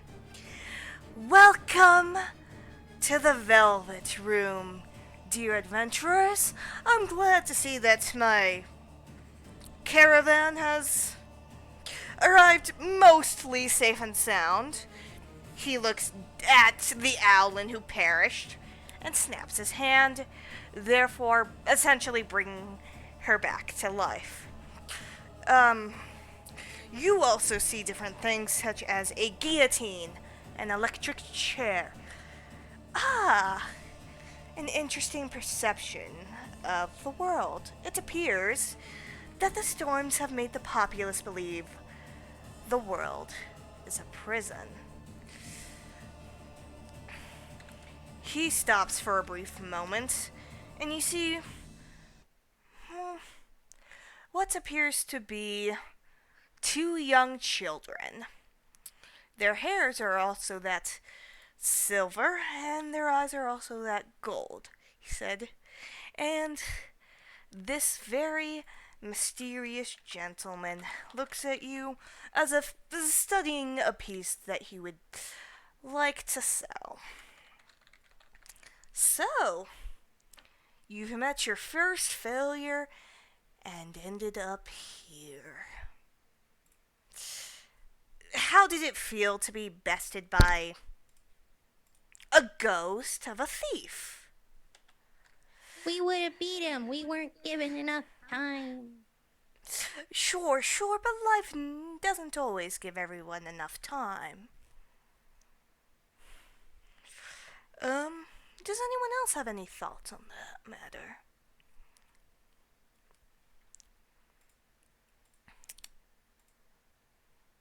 Am I alive again? Yes, he snapped his fingers and made you come back to life. Okay, Ferrari's just trying to process what the fuck just happened. I mean, you were all going to die anyway with that creature. Did you look at what happened with your owl friend? Oh, and the tiefling almost perished as well. The girls have very stoic, neutral expressions. They're dressed almost as young prison wardens. They don't really seem to be talking much. Nor does it necessarily look like they care to talk much. Bellsong opens her beak, and from it comes, "What the fuck?" I'm sorry. So true. So true, Bellsong. So true. I'm sorry. Could you elaborate on what you're asking the fuck about? She like pauses. Her feathers just puffed up from confusion and bewilderment. And signs. She signs.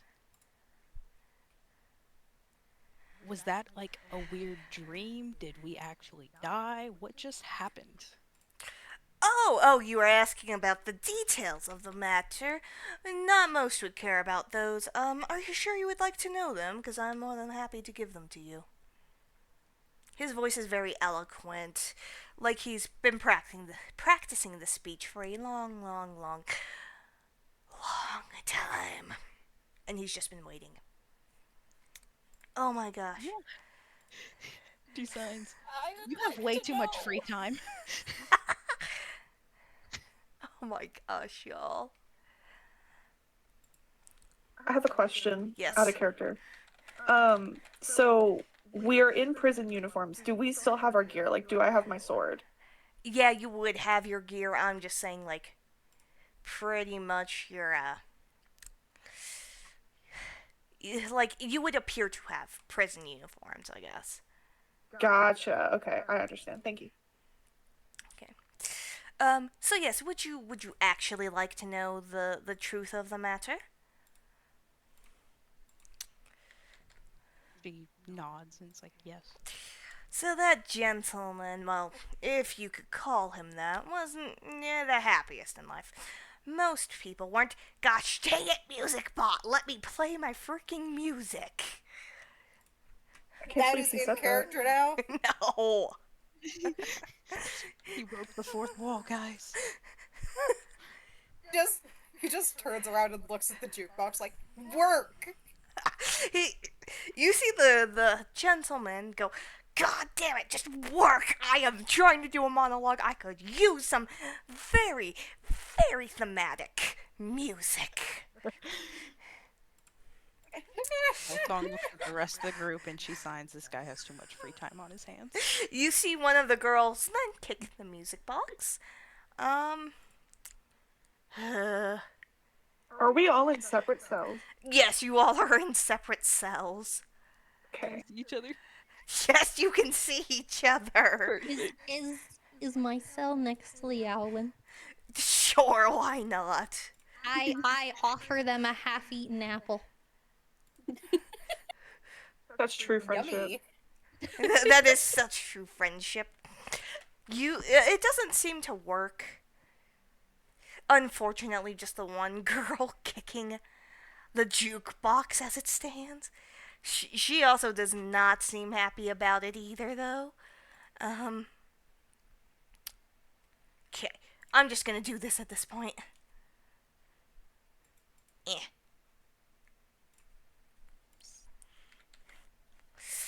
Then what you see is One of them pulls out like a magical device and starts playing YouTube. Welcome to being a DM. I have DM'd before, but thank you, Lone.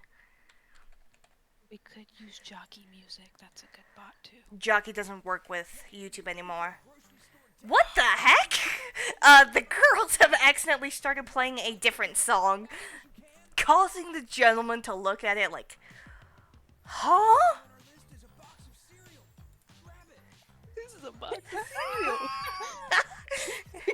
He doesn't know how to react to that. He's like, girls, turn that off. Play my mood music, please. The girls look very panicked as they shuffle to stop the music box and try to get the right track in this time by chopping the jukebox with a guillotine and putting it back together. And they're hoping to God it works. What the heck? It doesn't work again. Is it doing ads? 'Cause it just sounds like ads. No, I think it actually is doing ads. Oh my gosh. Box of cereal. That box of cereal is gonna keep haunting us, I think. Yeah. Okay. So, as he bravely sits through the cereal ad, he waits and waits and waits, and he just coughs into his elbow. Can we stop with the ad now, please? Oh my gosh. Oh my god. I can't get it on YouTube. What the heck is this? Not gonna lie, it's kind of a bop. It is, but still. Okay, I'm gonna just. Oh my gosh, can we not? Oh my gosh. I need to find another YouTube video to try to stop it. The poor man. While the ants are still going, he's just like, oh my god. He motions for the twins to stop the music again. Perhaps, thank you. Okay. He takes a deep breath once the music stops, at least. Says, oh, right, yes, about the wraith. So, yes, as I was saying, that gentleman. Ah, thank you! The music I wanted, the twins. Finally! Ah, yes, so. That gentleman wasn't very happy with his life. He believed his life to be going downhill. So, with such heavy regrets and such a monstrous soul, he turned into that, attacked you, caused an earthquake, and now here we are. Life is truly an unjust game, isn't it?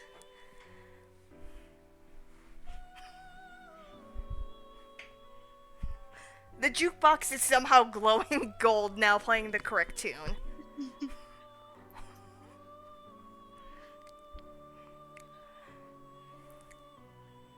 Does that answer satisfy you, Bell Song? No, but what now? No, but what now? Well, in a game, you get to try again. Would you like to try again?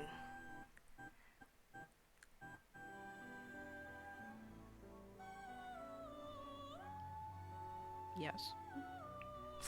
How about the rest of you? Would you also like to try again?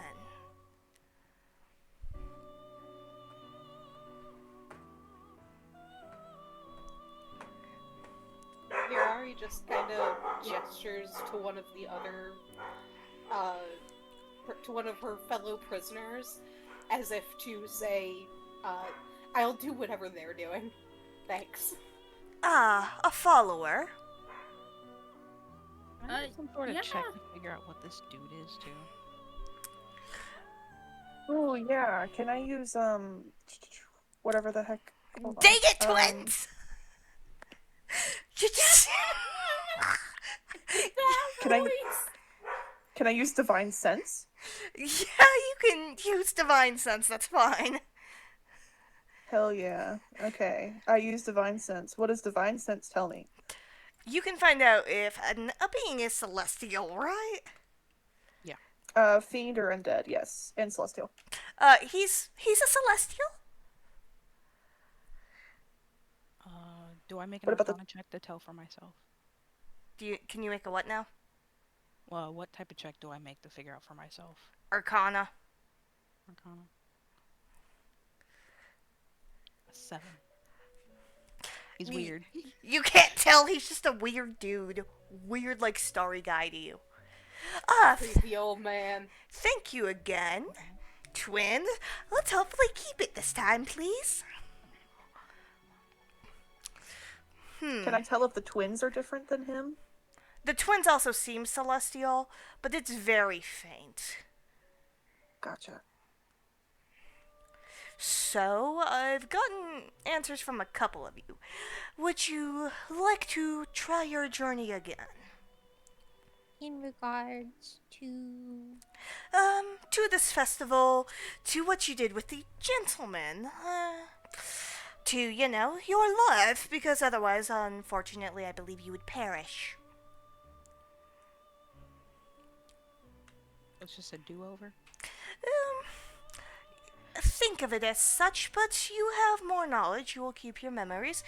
You could make different choices.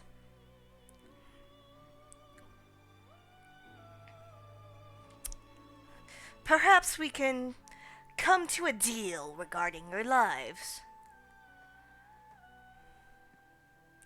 Would anyone be interested in hearing such a tempting offer? I'm listening. I thought devils and demons made deals, not celestials. Well, devils and demons have their own set of laws, as do we celestials. It is simply that their set of rules and laws would differ from our own. And this is simply, how do I put this? We devils were once celestials, most of them at least. So, as for the deal, I'm sure you have noticed the unfortunate magical storms happening all about the Sword Coast. It's such a shame, isn't it? I give you the power to live.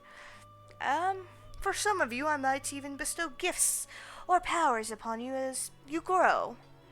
But I didn't even die. But, You just yoinked me. well, you would have died. But I didn't. There was an earthquake. Did you think you were going to live past a city being destroyed? You'd be surprised.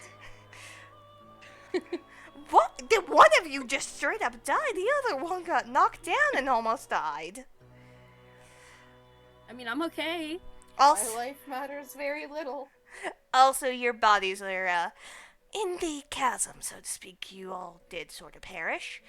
But yes, as I was saying, I was just wanting to essentially exchange your lives for finding out what is causing these storms and stopping them.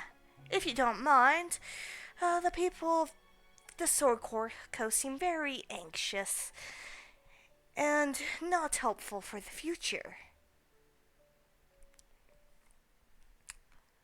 So, what do you think of the deal? I give you your is life. the city destroyed? Yes, very much so. Forever and ever?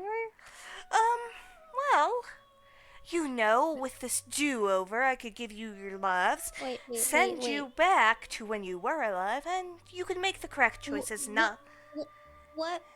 When would we be sent back? Like, it was the exact moment. The exact moment, you say? You would be sent back to when the raffle lottery began. So we would have 1, 2, 3, 4, 7 minutes to stop the end of the world? Indeed, but every second counts. Say he didn't cheat. Or you could do something like take a side about the other person cheating first. Or perhaps just knock him out, don't kill him next time. So yes, if any of you would like, I will extend my hand for powers as well as your lives, so long as you check out these storms and stop them for me.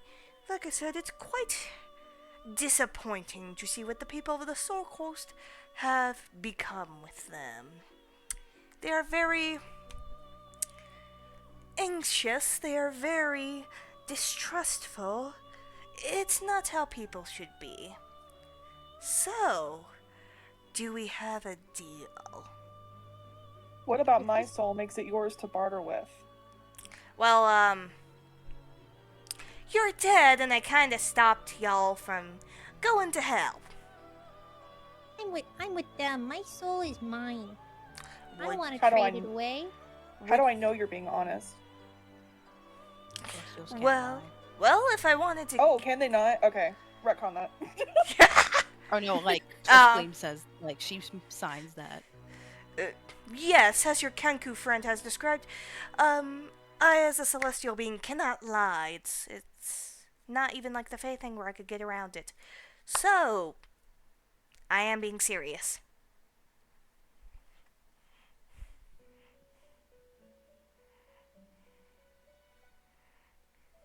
What How do I know you're not kind hiding? of powers are you referring to when you say that? When you say that you can help with powers, what kind of powers are we talking about? Well, I believe your kind would call them warlocks. So you would fall under that as we have made a deal. But, let's see. Hang on, I'm actually having to pull it up now. You kind of see some of her feathers fluff up a little. Just It's- a little. It would Not be nearly as much as some of Bellsog's have, but just a little. so. Yes, you would be getting quite a bit of magic. Think things like more spells, some bonus cantrips if you would like, things around light and fire. Oh, and healing, of course, of course. Can't be a celestial without healing. Though, if you do like, I could just, instead of letting you live and continue the journey that you are fated and destined for, toss you in the hells and have Baldur's Gate destroyed. Would you? Why would we go to hell? Did we do something wrong? I figured it was better than We the. did kill a man. Yes, you all killed a man. In self-defense. I killed him. She's right. Well, obviously, He was gonna slit someone's throat. he just simply asked to be let go, and everyone decided to jump him. So, the Infernal could rule that it wasn't self-defense after all. He had a hostage.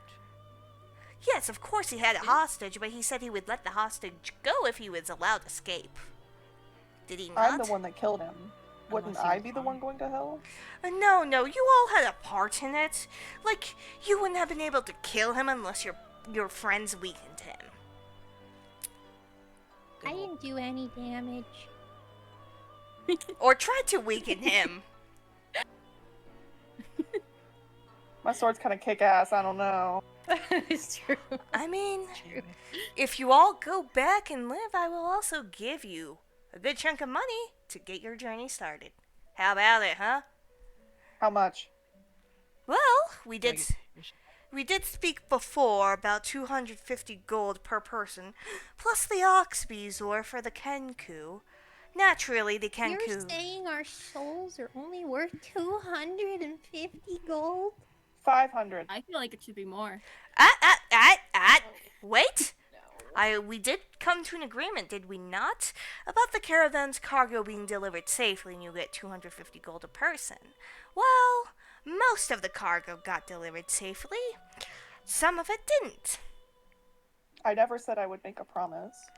But, We made an agreement. to be fair. That's true, I do remember that. Yeah. so I am willing to cut it lower than, less than I usually would and do 225 a person. The ox bezoar, and a very special gift for everyone. That will be tailored to each person. It'll be worth quite a bit. If you want to sell it, I'm sure you could get at least 500 gold for each gift. If, Anything? well, not necessarily anything. See, I would be fashioning it after you, so it would be unique to you. So, I once again ask, do we have a deal? Do you want to live, or do you want to stay dead? Can I work I as a contractor, and when my contract is up, my soul is mine again? Whoa. I never said that I'd be taking your soul.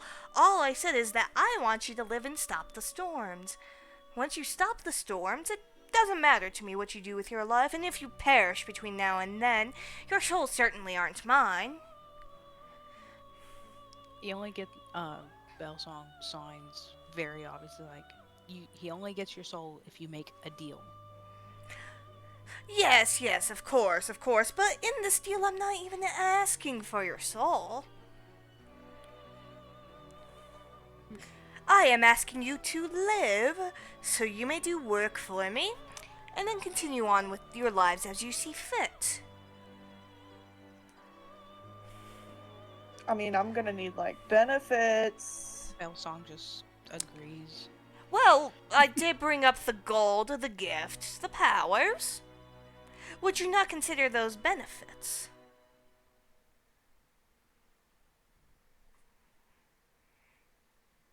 As long as you promise there's no strings. Of course not, my dear. You think it's I want to deal with strings? Ugh. Yes.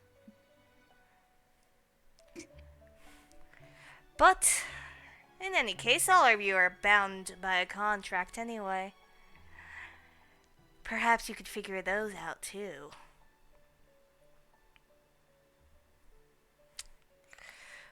Well, Rory kind of stands up from where she's been kind of laying on the ground of the cell.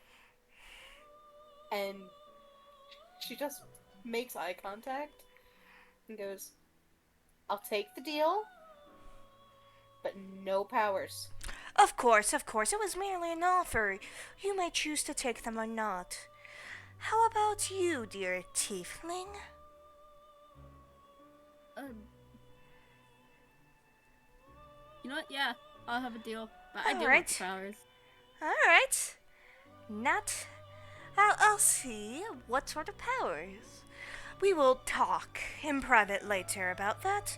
And you, dear Hissy Tabaxi, you have seemed very feisty.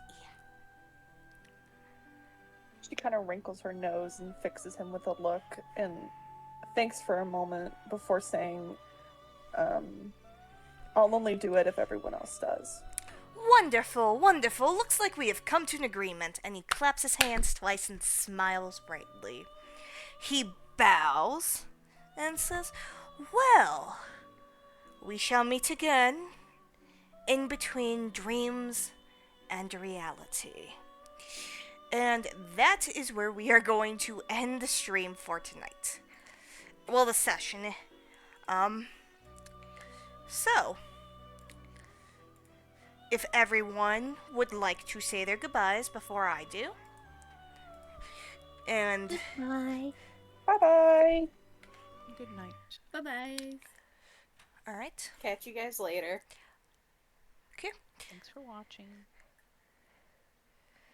Remember to like and subscribe.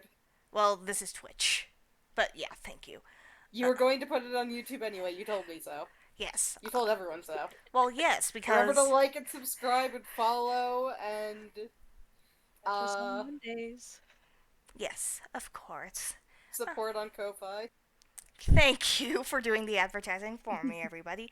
But truly, it's a wonder to have all of the viewers here. I'm glad you're able to go on the story with us and see what it's all about. Especially as I'm a rather new DMer, even though I've done it a couple times. And it's some of my players' first time playing. It is a thing of growth and of passion. DMing a virtual tabletop is something I've wanted to do for a while, but most times it has never panned out. But I'm glad that people seem interested, even if they lurk. I love you, my lurkers, and I love you, my chatters. This is a story that will be quite near and dear to my heart, especially as it borrows from things that are as such. I hope you all enjoy. Have a good night. Take care of yourselves. And we will see you for the next story time. Ciao!